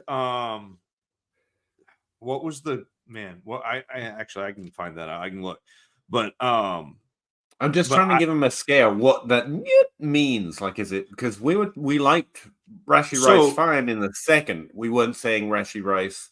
Oh, I had Rashee Rice. So I had Rashee Rice as my 6 pre-draft. So it went JSN, well, Addison JSN, and then Quentin Johnston and Booty and Flowers were like pre-draft. Obviously, Booty fell out of their post-draft, and then Rashee Rice. So like I had Tank Dell and Josh Downs above him. Yeah, I remember. Yeah, and I had Mims and Downs. I wasn't as big on Dell as you were, but yeah. So that like I feel like we both whiffed one and we both hit one in that range, but that's kind of what you do. Yeah.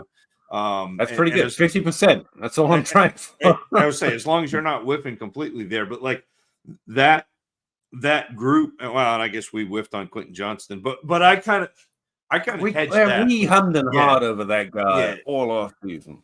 Yeah. Well, I mean, if you read my write up, I dropped a lot of N'Keal Harry in there. So fair enough. I'd look it up, but I think my sheet would crash again. So, I think it does very interesting. Put it that way. I didn't walk away thinking Tank Dell or anything.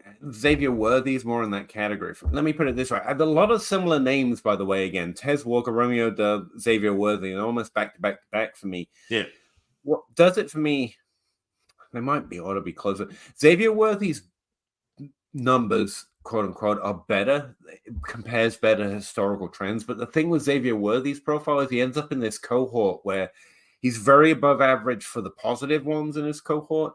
But in the negative one, that's where I find, not to call myself out, but David Bell and Rashad Bateman, and those I really love that didn't quite, but showed something. They're in the negative Xavier Worthy comparison group. So he compares better to the positive ones, but a lot of my misses come from there. So they might be closer together just for that risk, but Adunze and Walker don't get into that level by themselves. They just have less. I think they compare more favorably to both the positive and negative groups in that tier, if that makes sense. And so, yeah, relatively close, but I'm going to be overall more positive on Worthy. I just found that interesting because you were mentioning when you read through those names of where he is, I was like, shit, every single one. Okay. But again, my ranks aren't ranks yet, so I should probably stop talking like that. This Harbor offense is going to look as good as people thought Kellen Moore's offense was supposed to be. The Chargers. No, I'm more interested in the Chargers revitalizing their medical staff. There doesn't seem to be a year where there's not some kind of terrible, I seem to remember, medical catastrophe on that team. I don't know. I always suspect that medical facilities aren't quite living up to par. I like to Jesse Reeves is a big Chargers fan, and I like to mess with him, and because he was like all excited, and then Zach dropped the Justin Herbert like fire, like great image that because he does a bunch of images where he'll edit and I said, can you make one of Herbert handing the ball off 61% of the time? Because that was the Michigan offense this past year. Man, do I hope the Chargers take Neighbors. Would be fun for fantasy. He's got Keenan Allen still, but a little youth in there wouldn't be so bad. You're not wrong. Neighbors, I think, again, I don't adjust for situational landing spot too much, especially at wide receiver. So, I mean, getting Justin Herbert would be incredible, but I wouldn't be too worried about the coach there, but it is a fair point. Pete, you haven't checked on, I mentioned this. Yes, I've checked him out as far as I've checked anyone out so far. Honestly, no questions though. Like I'm gonna write him up and do a more in-depth look, but I don't expect to come down on him at all. Like there's no real big flaw there. Like I see some Trevor Lawrence in it. No. Pete, we've only made it 9 minutes since you've been back. Okay, sorry. Oh. In a vacuum, Dell or Ken Walker? Decent question, especially right now in the running back landscape. But it's Dell by default and full PPR. Yeah. I think it's Dell. Yep. Got Reed at 212. Nicely done. Yeah, see? Zach, talk about your film. Hold on. I didn't know anybody knew about that. No. Are we talking about like when I did the Jack Black Peaches where I dressed up as Bowser and played the piano with the kid? No. Yeah. No, you see, I already gave Genji Xavier Leggett thoughts. So that was we did that back a while ago. So I think we're good. 12-team Superflex start 10 PPR. Are you selling Mayfield for the 108 in a Superflex? If I'm building, honestly, if I'm not, Mayfield's probably going to be a startable quarterback. I feel like I want more than that for Baker. I don't know if you can get more than that for Baker, but he was pretty good this year. Paying off in his college profile, finally. Yeah. Can I keep you company I can keep you company if you would like? Yeah, oh, Bob. Yeah, you could have dropped Bob the link when you left, but I don't have any control over that, Bob. Didn't know. I could have dropped you the link, but I couldn't let you in. Send the link to someone. Seriously. You I guys should have don't dropped the think I link can in just a handle this. group chat with everyone in it and see who showed up. But I'm a little offended that the chat didn't think I could handle 40 get minutes someone of else a in solo here. podcast. What Except can for you Puff reasonably Pass get for Cake. I Stroud appreciate you, Puff. in a 10-team start 10-1 QB league? Have good QBs and isn't Stroud a top? He should be he's a top 5 dynasty QB. Yep. But it's a 1 QB league, so you're looking at a first. Maybe. Like I would not give Stroud. Yeah, I would not give you a first probably for Stroud because I think I can get close to Stroud or close enough to his production for less than a first. Like again, that's my one quarterback strategy is like in this class, I would be taking Jaden Daniels in like the late mid to late second. And if he's Lamar Jackson or even close to that, I just crushed it without having to give you a top 5 pick for Stroud or a first round pick for Stroud. Yeah, I wouldn't. I'd probably keep Stroud if I had him for anything below the 105, but I wouldn't give you anything above the 108. For Stroud.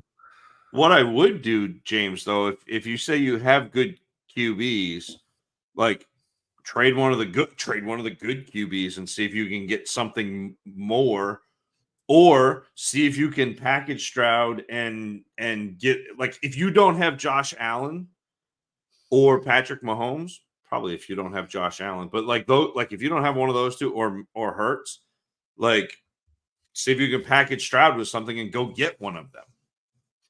Honestly, I'd probably go fishing for 25 first. They're a little easy to trade for in general right now, and you're just building your future value. If you already have your quarterback set, then why not? And it could be for one of the others, or it could be for Stroud. But Zach is a tugboat. I agree. He can carry the show solo for a bit if need be. He's a pro. I got you. I got you. K. Dotton or DJ Chark and Jaleel McLaughlin. Neither. Give me the roster spots. I mean, it's probably McLaughlin. Like, honestly, like out of those, yes, give me the roster spots. But like out of that, if you're going to make me choose, it's McLaughlin because he's a running back and has done things running backs do when, break glass in case of emergency. No, roster running back rule probably applies. And then cut the rest. Matt, could you get a third for whichever side you're on? I mean, you could try, but I mean, what are we doing here? You're trying to get Otten. I mean, if you have to try this, it's hard to get Otten. Maybe don't. I mean, it's a fine target. I'm not going to wager off a guy you like, but I think you're paying too much. But that's fine. But I'm not chasing Otten. 6'1", 212 instead of 6'3", 228. Oh, is that that was Xavier Leggett, I think. I got him at 6'1", 217, so I guess I don't feel too bad about that. I don't even know yet. I'll tell you when the combine gets there. Zach, what would you say if I told you PFF graded him in the 90th percentile versus man coverage? I cannot comment on PFF grades, especially their rookie evaluation grades. Because they are a massive institution that everybody takes as gospel, and I don't care what they say. I watch my own film, so I don't have to worry about them watching film because they watch for different things than I do, and I feel comfortable making the bets on what I see. Well, I was kind of diplomatic. I tried not to say I don't buy what they're selling. A percentile grade on what actively tells you it's a split in a college sample. I would say cool because that's my normal response when I have nothing to say. I mean, it doesn't matter. Cool. MB, hey, Zach recently made a trade that reminded me of some of the things you talked about. Sent A-Chain and Spears for 110 and Tank down. Thoughts? Oh, yeah. I like that. And then again, I'd try to be like, now I'd want to see if I can move the 110 and a piece if I have another first, and see if I can get up into the top 6. And then all of a sudden you've really done something. Or trade the 110 and maybe a piece and try to get into like Devontae Smith, who I think is being undervalued, or Addison. You might be able to get JSN plus for the 110, and that sort of thing, and kind of continue. But yeah, NBA, like, I like this. I like trading those two running backs who people are hoping on, especially like Achane is really good. He was just ridiculously efficient, and people are going to Tony Pollard him into the ground. I think we're going to David Johnson the thing to death, because I really want to like Achane. Don't get me wrong. Oh, he's great, but yeah, like Tank Dell on the 110, yeah. My 2024 running back stat production profiles are looking even worse than anticipated. I haven't done film review yet, but this class will be a bunch of Jags. I actually think there's a few, not gems, but like pretty stones you might decorate a shelf with, rather than sell at a jeweler's in this class. But two of the best prospects ended up like at the bottom half of the top 12 profile grades, put it that way. Yeah. Like straight off the top, I had to go looking for them. They did not rise to the surface like cream. Which, I don't know, what year was Bishop Sankey? It's a that year type of class. There's some stuff in here, sure. Well, and that's kind of kind of what I said about this class. Like, it reminds me of 2014, where there's not exciting running backs. You're hoping for a landing spot and like second round capital. So you're hoping that, like, honestly, you're hoping. Hold on, let's bring this in. We'll all hope for a second. We're hoping that the Patriots together as one sign Zach Robinson as their offensive coordinator, and then draft Blake Corum in like the 3rd, and all of a sudden we're feeling good about life. Like, if he ends up in McVay, Shanahan, where you can be undersized because we're trying to like scheme you in space and let you one cut and go and do some fun things, like that'll be fun. I think there are players who can produce, but it's a matter of getting a spot where they get it. Like, I think Trey Benson is fine. I think Ray Davis out of Kentucky is, if we just stop and imagine real quick, if Kenny Gainwell were actually good, that's Ray Davis. Like, Ray Davis could be good Kenny Gainwell. Like, he's got the downfield. Like, every now and then he would run a wheel route, and you're like, who the heck is that down the sideline? The quarterback throws the ball and he makes the play, and then everybody untangles, and you're like, that's Ray Davis. Hold on, I got to rewind this. And like, he'll do that. So like, there are players in this class. I think Braylon Allen, like, he is not fast. He's 6'2", 240-ish pounds. He had 28 receptions this past year. He's a big, like, between the tackles player, good patience, does a good job picking the right hole. It has enough chops as like, he's not great, but he's like, hey, remember when people thought Jordan Howard was going to catch the ball? Like, if Jordan Howard had been able to catch the ball, that's Braylon Allen.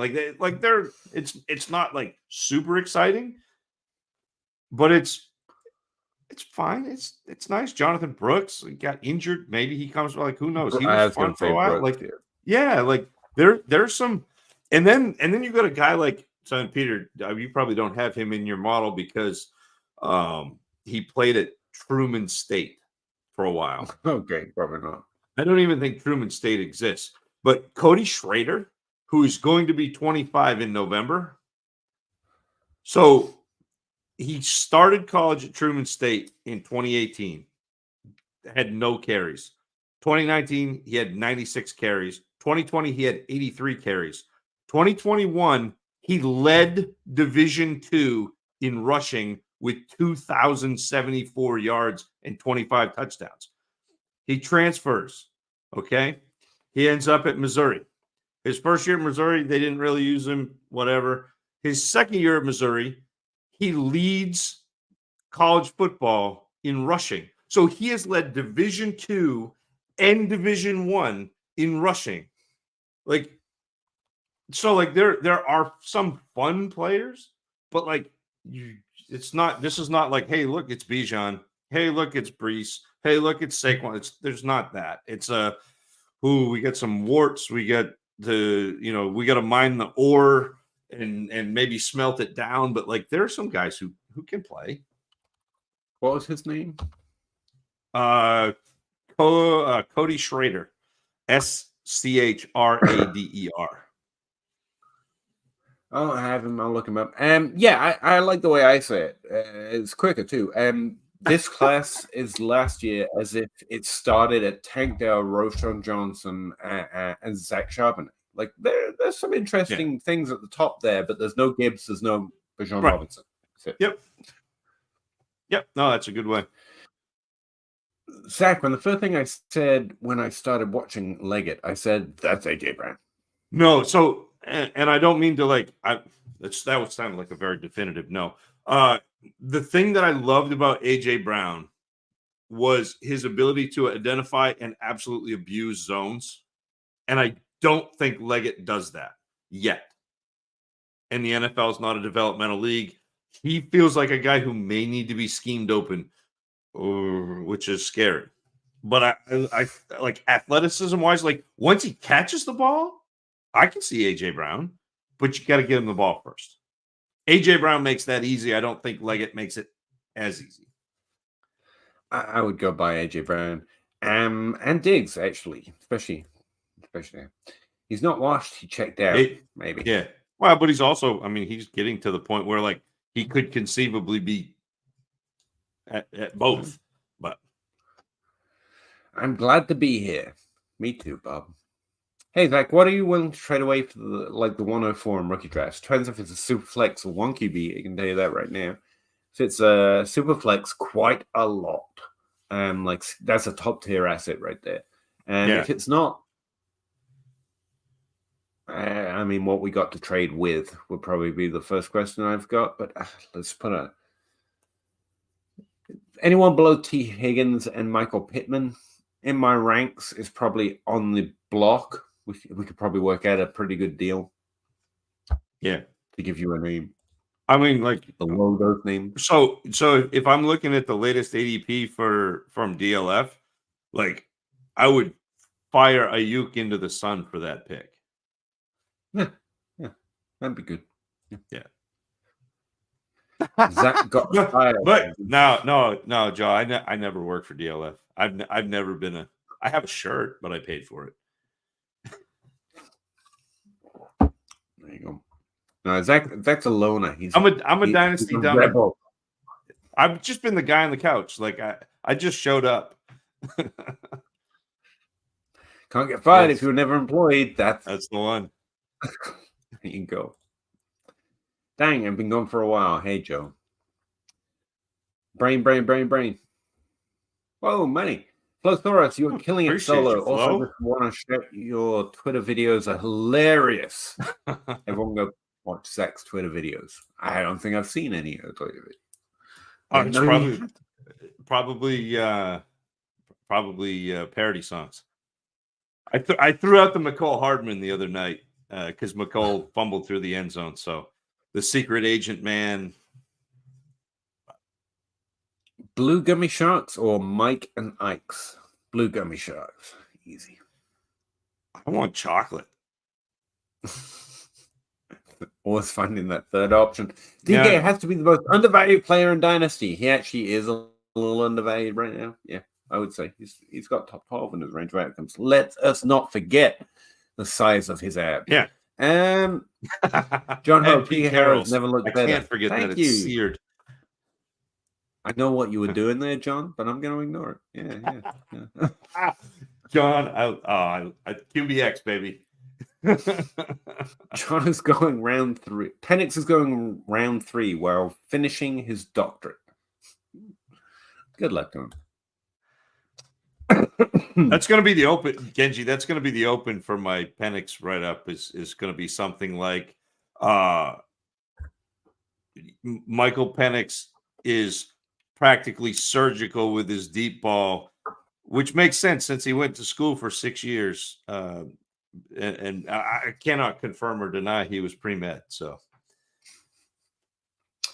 the goal is just Dr. the Penix. value of the flexibility that comes with the 103. Tua's value is dropping each moment closer to Hill's retirement, and DK is McLaurin plus name value. I disagree. I think DK is significantly above McLaurin, and honestly, Tua's value shouldn't shift too much with Hill's retirement or leaving or going to jail again. I don't know. For a start, he's got Waddle. He'll be fine. But also, QBs can be good without wide receivers and vice versa. So they've always got that. 10 teams for flex PPR, 1.5 10 in premium. Jordan Love or the 104? 104, please. Love or Nico and the 107? Nico and the 107, please. Yeah, I'm out. I've been out a while. So. No, I want here. I want Love in that one because I think I can get. I think I can do. Hold on. No, 104. No, I'd rather have the 104. Yeah, but I'd rather have Love than Nico in the 107. I was gonna say I'm surprised at you saying. Yeah, no, sorry. I missed the 104 part. I'm back now though. You're back. All right. McLaurin is a stud. He's okay. McLaurin has I think the coolest video clip that I've ever seen from a wide receiver. And Peter, I know you we've had this conversation before. It was his rookie year, like the maybe second week of training camp, because they played the Patriots. The Patriots went down to Washington and they were doing like in-camp practices against the Patriots. And McLaurin, and I think it was Samuels that anyway, whoever was the corner, like McLaurin absolutely abused the corner, got open, scored a touchdown, and they asked him about it after the practice. And this is a rookie 2 weeks into training camp in the NFL. And they're like, what happened on that play? And he said, well, I knew because of the coverage, I had to create this angle instead of coming in flat, because if I came in flat, the corner was going to cut off the ball. So I went, I opened up my angle and got a little bit deeper over the corner to give the quarterback a lane to and I'm sitting there going, this guy as a rookie coming in without having the benefit of like all of this practice, and part of that is the Ohio State, like they churn them out, and their coaching staff is really, really good. But the fact that he's got the wherewithal and the understanding of how to manipulate his route based on where the coverage was from an all-pro defender to allow his quarterback to get him the ball after two, like I'm just like, McLaurin is nice. I know he hasn't produced quite but he's produced more than most people thought he was going to. He's all right. Peter. I always thought Zach was Silent Bob type character. This is the first time I've ever heard him speak. This is actually the first time he's ever spoken. So, yeah. Everyone on Twitter is an expert already. Yeah, I know, right? I believe him. Again, just honestly, I know we're all really interested in these rookies, but honestly, slow roll it. Avoid the content, even mine, especially mine. Like you're gonna get too bored of it. Like there's more. Like I said last year, there's more than enough time. You can start in a month and still get bored of it before you need to know. Try not to burn yourself out. McLaurin was wide receiver 37 at Genji with the most pass volume in the league, right? I think that's a little unfair, but I mean, look at who was 7. But, and gets a QB upgrade. I don't know. Oh, that's McLaurin. Gets a QB upgrade. Yeah. No more Sam. He's the top 24 wide receiver. Ceiling. Yeah.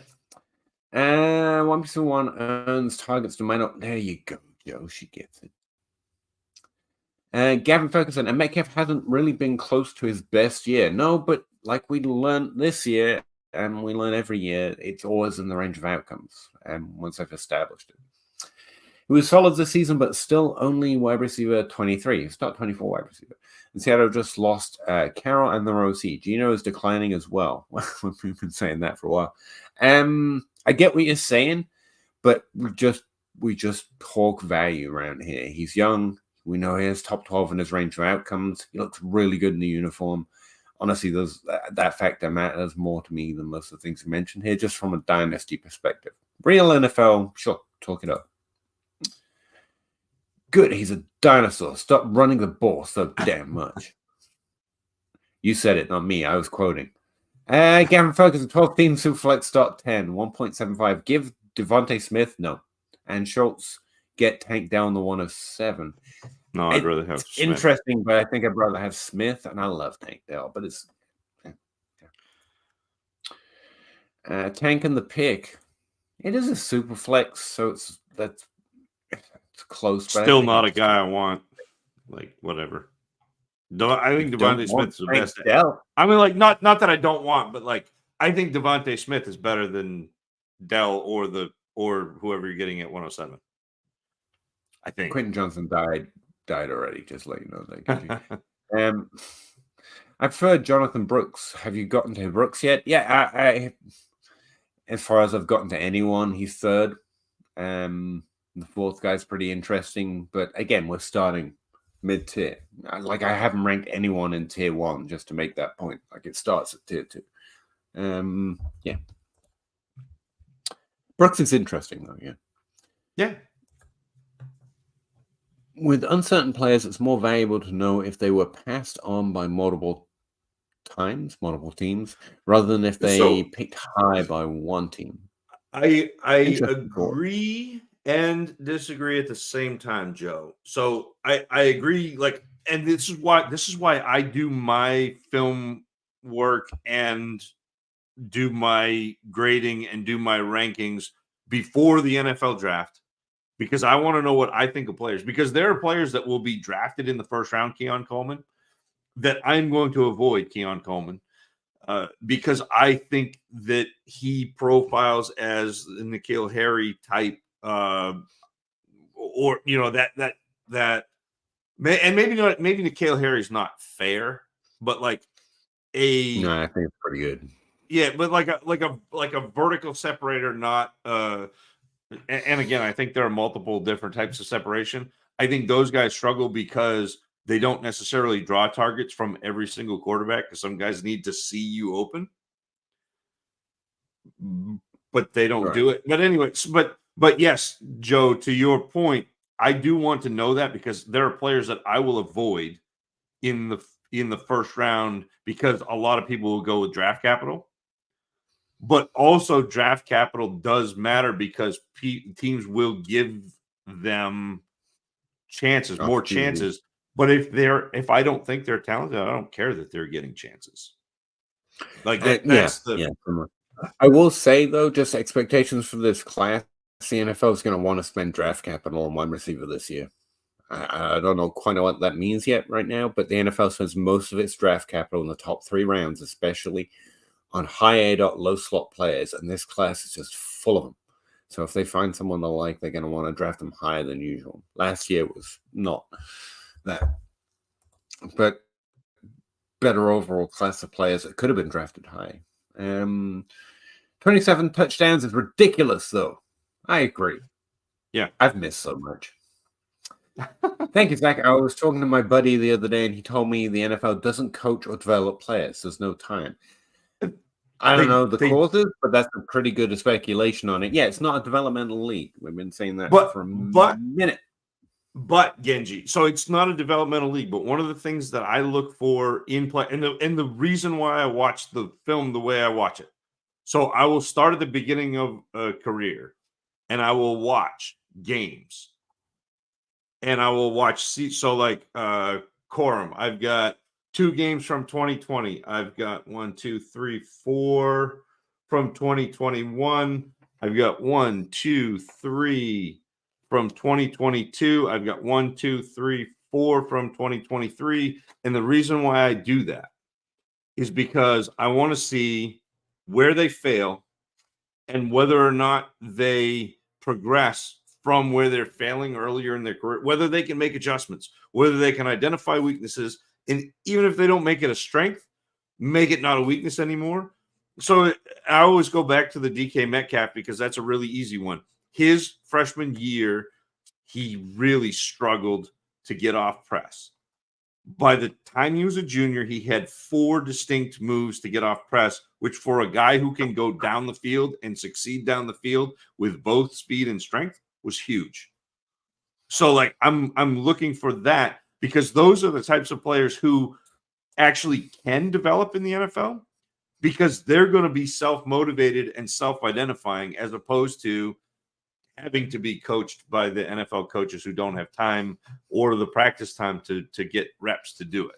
Like they're coached some, but it's not as intensive as it needs to be. Like you've got to be able to do that on your own.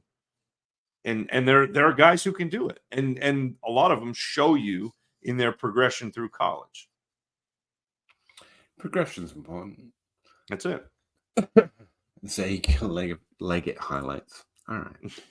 Totally agree, Zach. He's my tight end 1 too. I think he's going to be everyone's, but yeah. Good to know we're on the same page.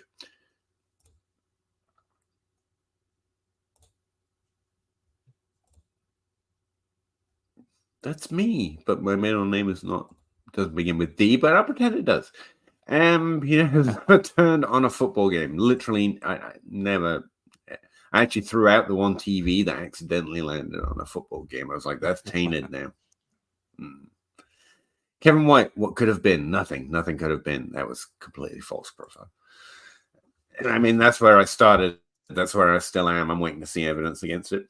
And Mystery Box is always always better than the fake boat you own. Boats are money suck. I got a kayak. That's nice. And what's the best way to identify another puka? Don't try. Don't. I mean, let other people draft them. Yeah, pretty much. Like it's a straight up miss rate and then puka, and it's probably going to be a straight up miss rate for a while after that. So, what you're looking for, what puka had that I didn't see, if you want, I did see it, and I deliberately described it, and then said I'm not gonna really buy into that. I should have adjusted a little bit more, at least to be able to take him in the 3rd round based on the number of people that liked him, just because you should take some shots based on other people's opinions. I should have, but I can't listen to other people sometimes. Per game, essentially, he was highly efficient in a very small sample when he had a very small sample, either routes or games. That's what it is. That's where you can find him doing very, very well in college. That's gonna land you on a lot of landmines if you try to chase it, because that's the only place it shows up on film. Yeah, well, we got Zach here. Maybe he can tell you. He just obsesses on where his arm placement when he runs, so I don't know. But I can tell you from a stats perspective, that's where the puka's profile. That's where his good ability shows up, and that's the only place. Everything else is kind of a 90th percentile against man coverage. That stuff works even worse. So that's where it is. It's his yards per route run in that season where he didn't play many games, kind of a thing. Yep. Zach, is there some way to see it on film or something that he did in the NFL that you could have seen on film that you didn't, or that you should have focused on? The only thing that to me like potentially missed is, and I don't want to rely on this, although it was really good last year. But the Senior Bowl, like he showed out at the Senior Bowl the whole week of practice and in the game. But it's really hard to say, hey, this week where he practiced against guys who like weren't good enough to be drafted as juniors. So like that's the one. But like looking at the film, like he was fine, but he didn't stand out on film to me. So no, like again, to me, like every now and then you have guys that just come out of nowhere and do a thing. Like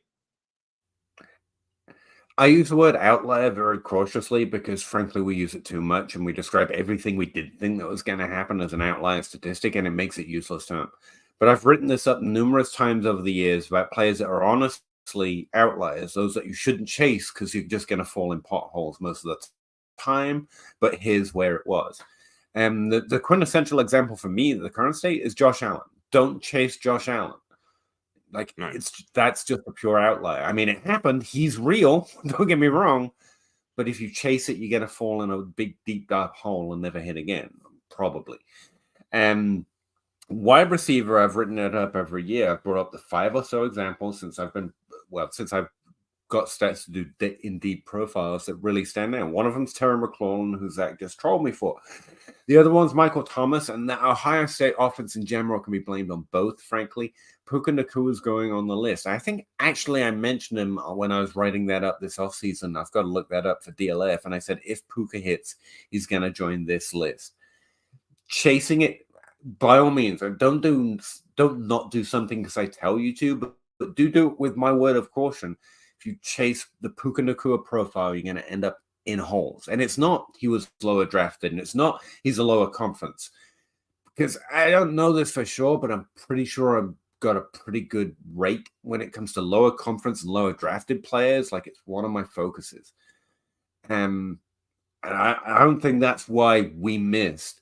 I think it's a small sample efficiency thing. Statistically wise, that's where you can see positive numbers. And if you start chasing the positive in the stat profile, you're going to end up in way more Terrace Marshall and frankly, Laquan Treble holes than anything else. Do it with my word of warning. He's just one of those guys who's going to make the Josh Allen list. These are profiles that I don't think we can see coming, even though we can convince ourselves. Like, some people got Puka Nacua right, don't get me wrong.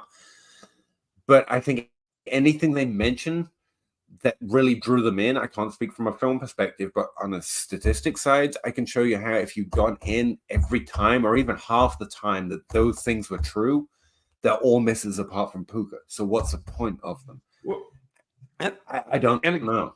Like, I'm telling you, like most of the film guys, most of the film guys who saw Puka coming were at the Senior Bowl. No, and again, like, but the problem with that is, for every Puka, you get like 5 Zay Jones. A lot of Senior Bowl misses, yeah. So, like, and again, like, not remarkably efficient, to be fair, touchdown wise. I still kind of try and track that. I should probably add, I forgot in 2022 apparently, but 2023 there's Puka Nacua Senior Bowl standouts. But yeah, it's Josh Palmer, Michael Carter, Antonio Gibson was a good Senior Bowl standout. Hunter Renfrow and Terry McLaurin kind of hit or miss because there's also JJ Arcega-Whiteside that year stood out at the Senior Bowl apparently. Turn around. So the Senior Bowl is useful, but again, it's one of those things where from my I don't see, my genius eyes don't pick out the right truth in the stats or anything else. I can tell you what happens most of the time, most often, and what happens at a higher rate than expected, so we should chase it. And there's nothing on the Puka profile I think I can chase, but I'll take the loss because I was wrong, and some people were right. You can't forget about Nelson Aguilar and Devontae Parker. I think Aguilar was a Senior Bowl standout. But again, I talked myself out of Nelson Aguilar, but looking back on his stat profile, I think I got lucky. There's enough positive there. I think I would have liked him if he was coming out today a little bit more. Parker, I was dubious on, but he had at the time I was just working on breakout age and market share, and I think it was age 19 at 20%. With high draft capital. So I liked him in the first round. That didn't work out. But I liked him less than average. I actually looked out. Devin Funchess, baby. Yeah, baby. Somewhere, you got that one top 24 season. Get out. somewhere in the annals of my parody songs is a draft Funchess. No, there obviously look to a lot of this stuff, but I was in on Funchess his rookie year, just enough. Just long enough. I didn't like his rookie year enough to hang on to him to the value I got. Same with Kenny Golladay. I was the Kenny Golladay truther in his rookie year. I was feeling great going through year one and even year two, and I was out mostly by the time it started to fade. But now it looks like I just got lucky, and I can't tell you I'm wrong. I can't tell you it wasn't just luck. But it was funny. Like I like Golladay too. Like if you go search hashtag all the Golladay on Twitter like that, you're gonna see a bunch of my tweets. Yeah, I was fully in. Parker, it's Parker and Coleman year. I seem to remember not liking Parker and Coleman were 20 misses that I forget. I didn't miss. I didn't like him. Corey Coleman. Lots of people did. Corey Coleman was 2016 though. That was Coleman, Doxson, and there was no great profile in that class. Looking back, I can see how I talked myself into what I talked myself into it. I wasn't at the time. I was coming in off the 2014 wave. I was like, one of them's got to be good, and I wasn't confident enough to go. Actually, most of these guys are not good. I got in such an argument with Kyle about Ezekiel Elliott and how good Ezekiel Elliott was. That was bad. But Philip Dorsett, one of my early. Hey, look, I can spot crap. But I think most people have spotted Philip Dorsett. That was the Diggs class, though. That was the Diggs class. Yeah. I was all about Diggs that year. Devin Smith. Devin Smith. I'll find Genji. I'm going to see if I can find my Devin Smith write up. I'll give me a minute. Dorian Green Beckham. I remember laughing openly about a lot of Dorian Green. That's the athleticism matters trope. I mean, there's a lot. Doriel. Let's give him some credit. Doriel Green Beckham. Yeah. Well, he was called Beckham. I mean, we just seen a good one. I'm starting to care more about route ran success rates over market share. That's an interesting combination there. I haven't looked at it. Let's see. Route ran rates over market share. Market share is definitely, I see what you're saying. Market share is definitely very minimal part of my process anymore. It used to be the core back 2014, 15, 16. I moved on to receiving yards to team pass attempt after those first 3 years. It's just better, and it remains better than yards per route run, by the way. But yeah, market share is decent. It gives you an idea, and they're also very descriptive, passionate numbers. It's easy to make a case when you're talking about a player being 40% of the team's overall offense, but it's better than 2.2 receiving yards per team pass attempt. No one, what? It's actually much better to be the second one than the first. But yeah, you should definitely start to slip over onto some of those per routes. Interesting. I maintain going per team volume is more interesting. I think it makes it more comparable. I think that's why it works easier. You're looking at them relative to the relative size of their offense. But routes run is also interesting. Yeah, I would definitely invest time in going in that direction, my man. Brent Kuthi, Utah. Yeah, he's interesting. The second tight end I want to look at more closely. That's as strong as I can say it. He's a bit old, though, 25 as a rookie. That's all right. He's just more mature. A tight end that might help. I don't know. It's tight end. Kerry Russell, welcome back. Are there any 2023 rookies that you expect to step up in 2024 and become fantasy relevant like Trey McBride, Isaiah Pacheco did this season? Personally, I really like Trey Palmer, wide receiver in Tampa Bay. And that's, I know his name. Chase. Chase Brown, running back in Cincinnati. Two interesting names. They are not too high on my. I do have a list somewhere. I posted it in my Discord of the ones that I think are the most interesting. Second year breakouts are where it's at. I'm more looking at third years as a rule when it comes to those haven't done much yet. Mainly based off solid rookie seasons or finishing in the top 36 already. That's a Tyler Boyd type thing. Let's see. 2023 rookies that might be more interested in than you'd think, because obviously a lot of these are names that everyone's interested in. Isaiah Likely, no, he was already in the third year. Michael Mayer, Tucker Craft.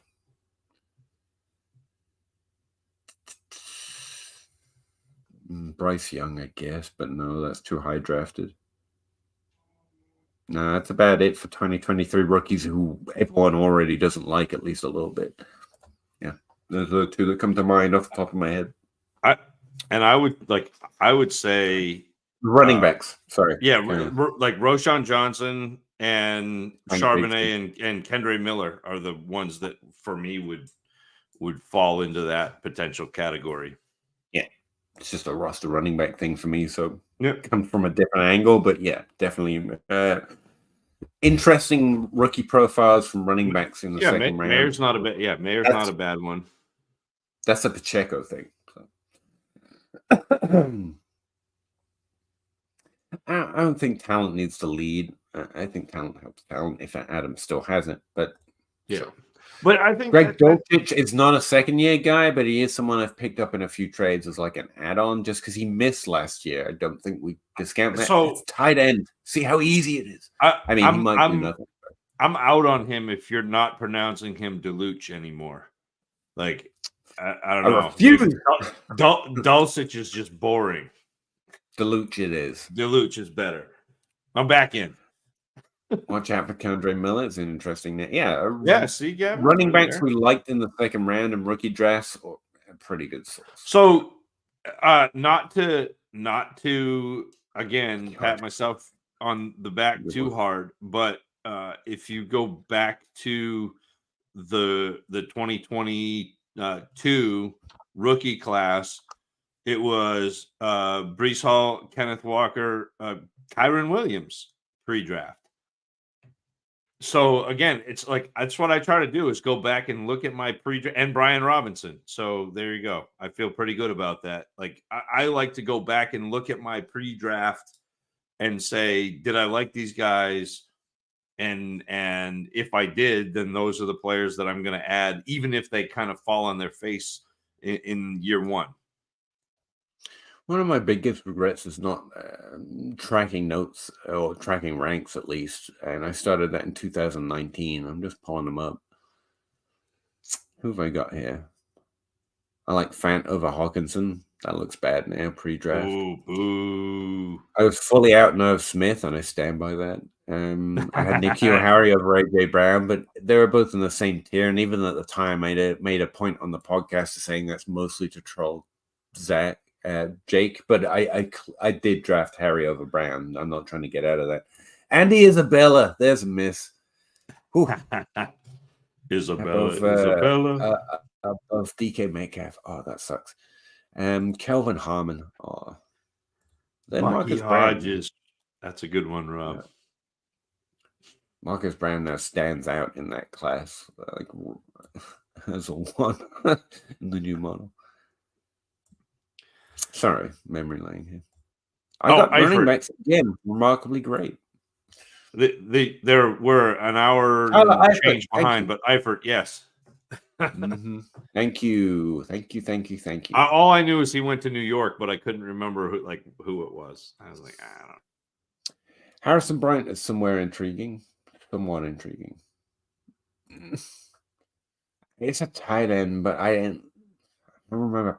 I thought he was okay as a rookie. Davis Allen. Got nothing. Stop sleeping on bat. Everyone's tight end one. Stop sleeping. All right. People still have Kyle Pitts PTSD. That's all right. We'll reap the rewards. We are a sucker for a good tight end one. Let's face it. Maya's a good name. Me too. He's one of the guys I want to go over and look at. Looks like a clear up miss. I'll still roster him if I drafted him, obviously, but it's not. I mean, what do you make of that season? You know. I mean, but he did not to touch basis, I guess. Yeah, I mean, I like Mims too, but again, my closing for the Marvin Mims profile is the field stretcher profile is generally more valuable to NFL teams than your fantasy team. However, Mims can potentially grow into an intriguing flex play with week-to-week big game potential. the ability to break off chunk plays and long scoring touchdowns has some value. Like, that's kind of what he did, right? Like he wasn't going to be a high volume guy. He's going to be a deep ball, like catch a 50-yard touchdown guy. But making fast people look not fast is a sure way to turn heads in the NFL. That was my open. Would you guys take Bowers or Mayer at the 105? In a Superflex, I'm taking the QB.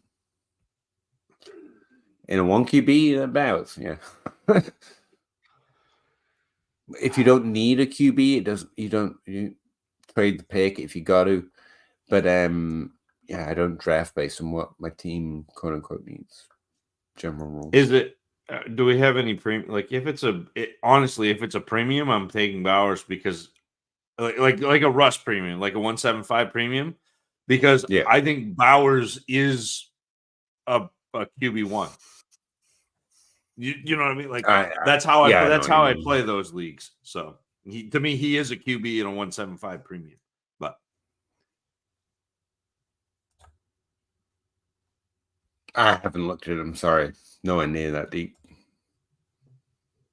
He's so slow. Yeah, Braylon's not fat. Like he is. It's like watching Jordan Howard with the ability to catch the ball. He's not a fast guy, but he's got good vision, and he keeps going forward. Like he's a inside plotter. He's not as slow. Like, oh my goodness,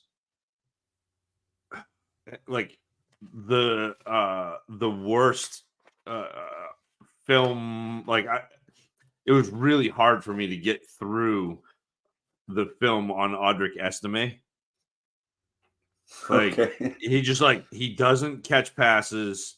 Like I know he ran for 1,300 yards. He ran for 1,300 yards this year for Notre Dame, and he's just like 4 yards, and like try to cut, and then not able to cut, and then like carry a guy another 2 yards and fall down, and I'm just like, that's not gonna play. It's not gonna play. And then I heard Felix Sharp talk about how he has Estime as potentially his running back one, and I was just like, I think you overestimate his ability.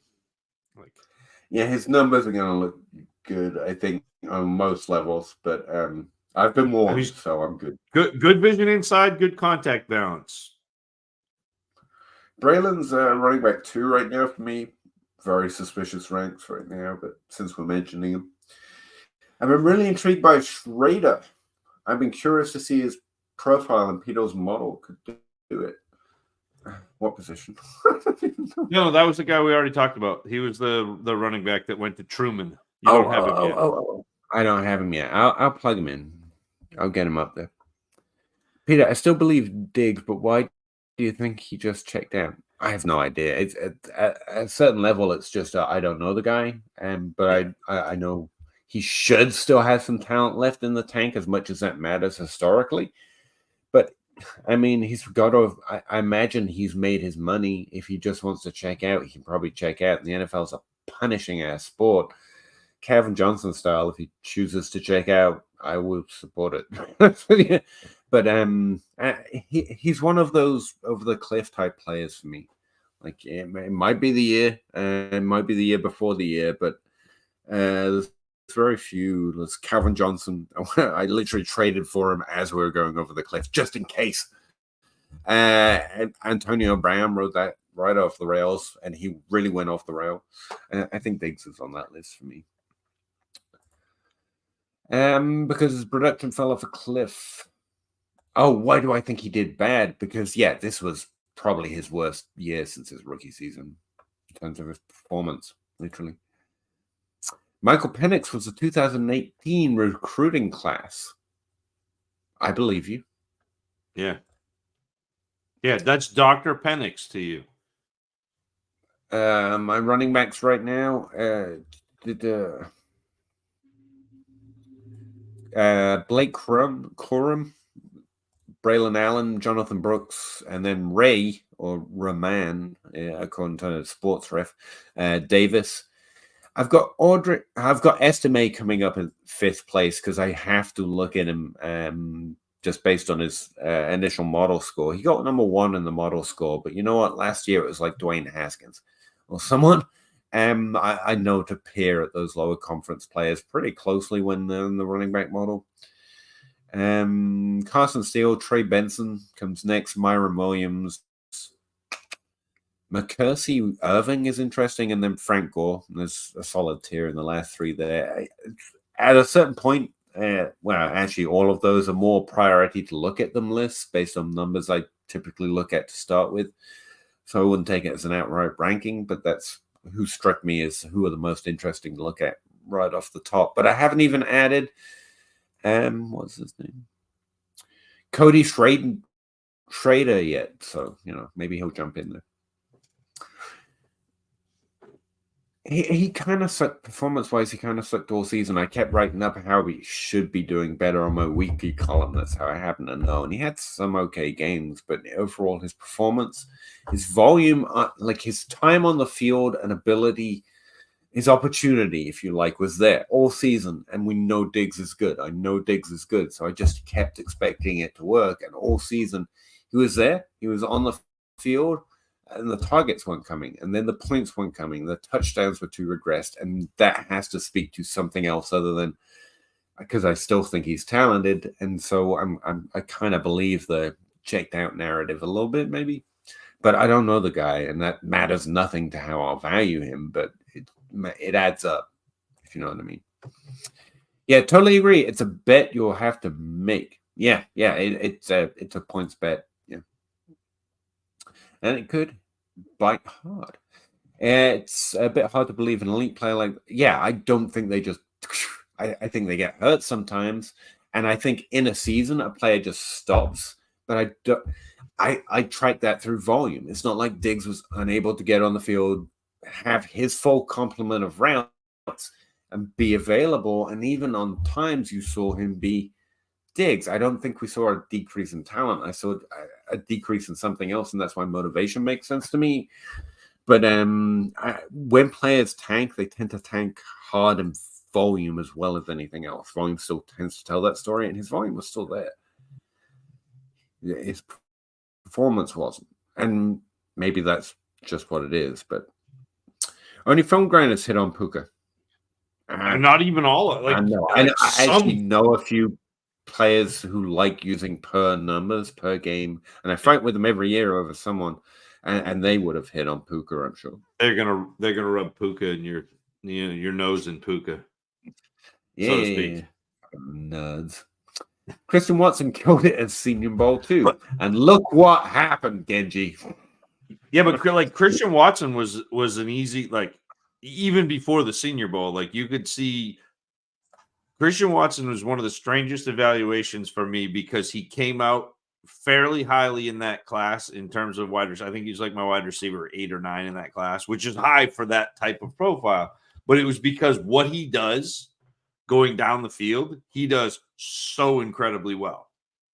So, and it had nothing to do with the Senior Bowl. Like, I've never seen a player in college run by the corner and the safety as consistently as Christian Watson, even if he wasn't having the ball thrown to him every time. Like, he's just like 9 route gone.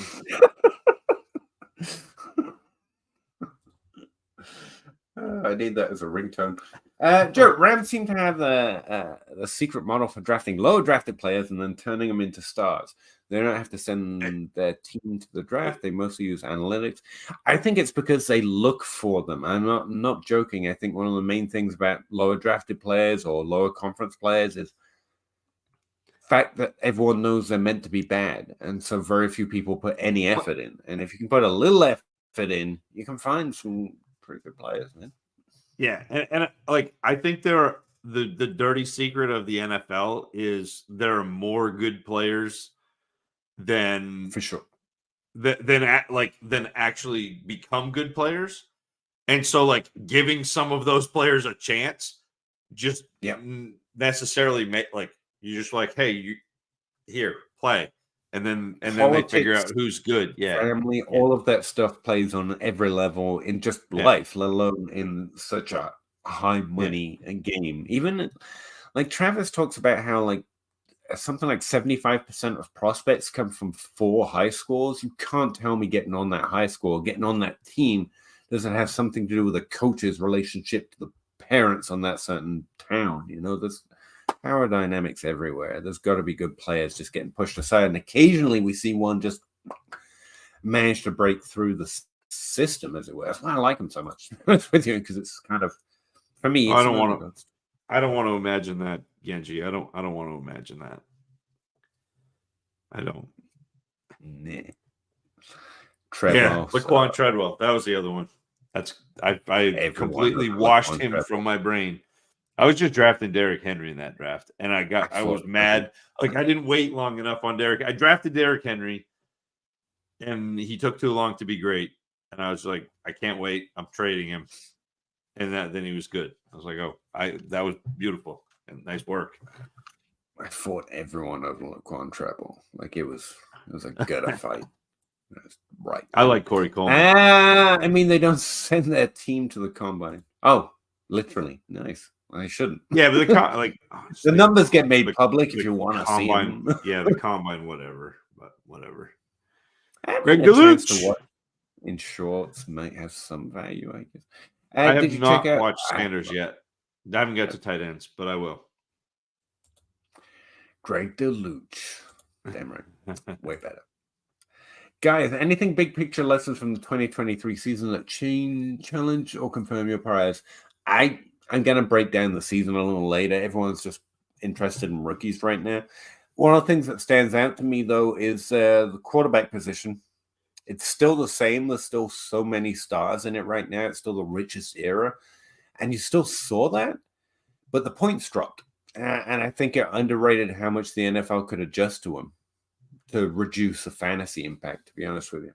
And also, it was league-wide, too, because the separation between the tiers of even those still performing well was still lower. And that's something I want to look at a lot. I've already talked about a few rookies I want to go back and re-understand as well. Yeah. Marvin Mims especially. I want to see why I couldn't separate. I want to try and find a way, because I like Downs and I like Tank Dell both. I want to see if there might have been a better way to separate them more, because Downs still had a good season, but Tank Dell obviously had a clearer, better one, and maybe that's just a happenstance of context and the way things unfold, but I want to go recheck, see if there's anything I couldn't have seen. Tight ends. Yeah, I can't tell you I wouldn't have put Kincaid above Laporta, because we were talking about it at the time. You were marking me. I was like, yeah, I know I like Laporta more, but I got to follow that draft capital because it's so distinct. And so I still probably I can't re-rank and can't find a way to put Kincaid below Laporta outside of the warning that I issued in my notes that I'm probably going to go for Laporta lower rather than take Kincaid. Or I'll take Laporta if I can't get him below Kincaid. But yeah, profile-wise, it's going to be just a better, again, historical trend betting above 50%. I have to wait in that draft capital. I'm not Zach. I don't have those kind of, guts and glories and geniuses. So. It's a different process, Pete. It is. Right?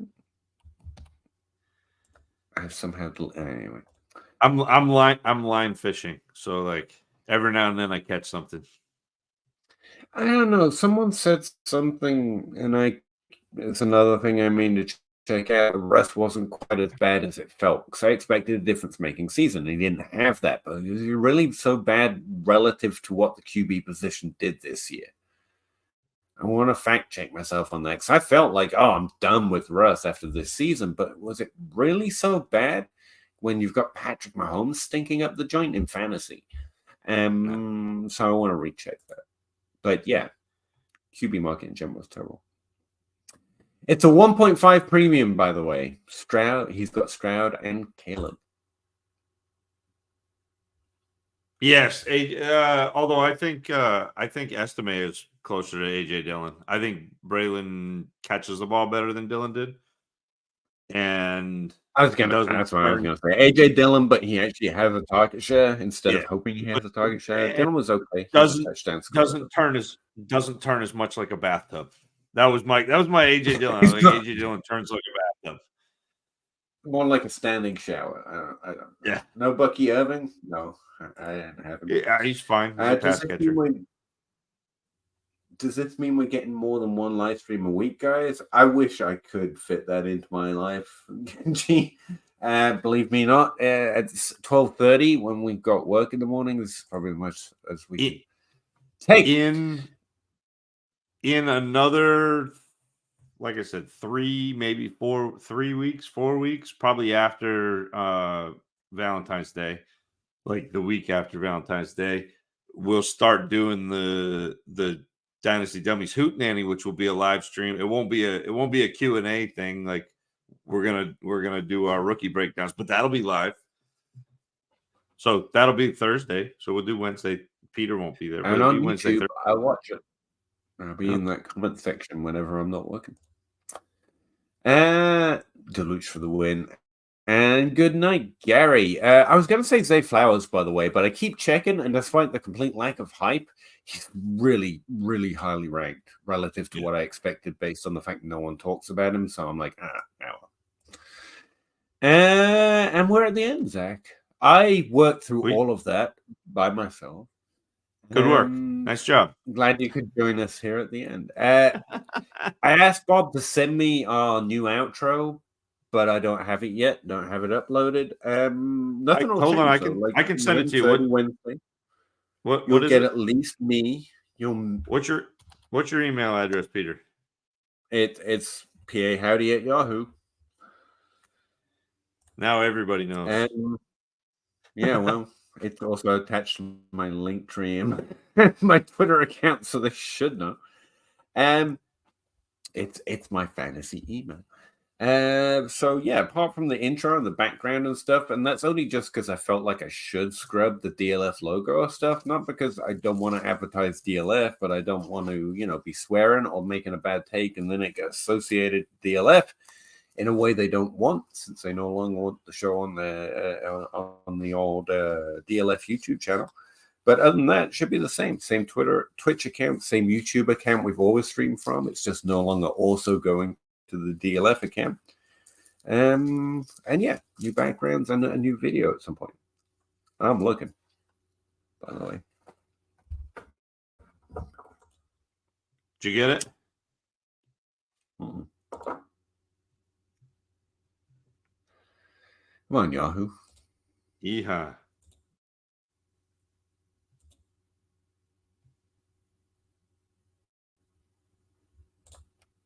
Yep.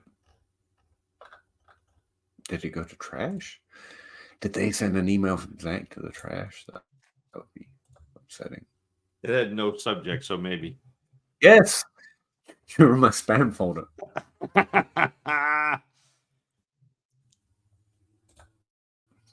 You tell me when you're ready, and I'll look over there.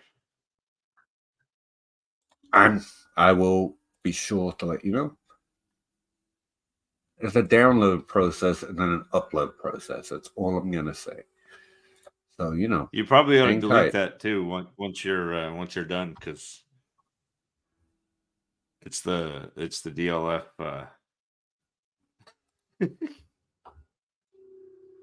It's a what? Isn't it the DLF StreamYard? Yeah, but I'm allowed in here, surely. Still.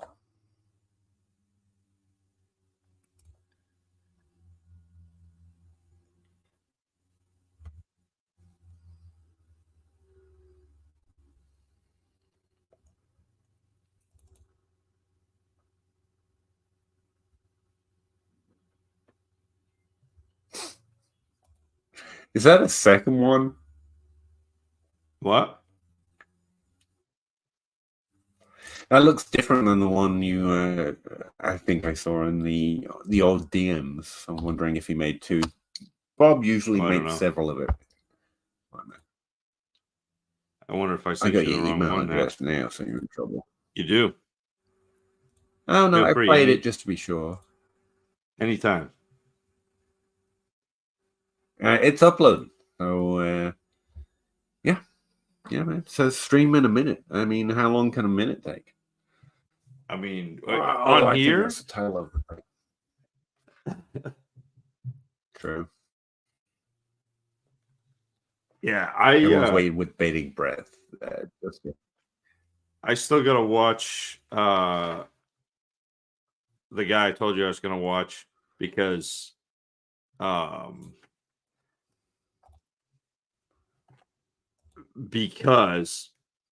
he played at UTEP, and UTEP doesn't have any like games where it's just their offense and O line. UTEP, like Jacob Cowing, UTEP only has full games. So I'm going through like 2 hours and 45 minutes of game to watch him, as opposed to like 14 minutes. Because like a lot of times you can find like the offense and offensive line, and you just watch a whole game of an offense in like 12 minutes. This is not. Are you ready? Are we there? Nope, not yet.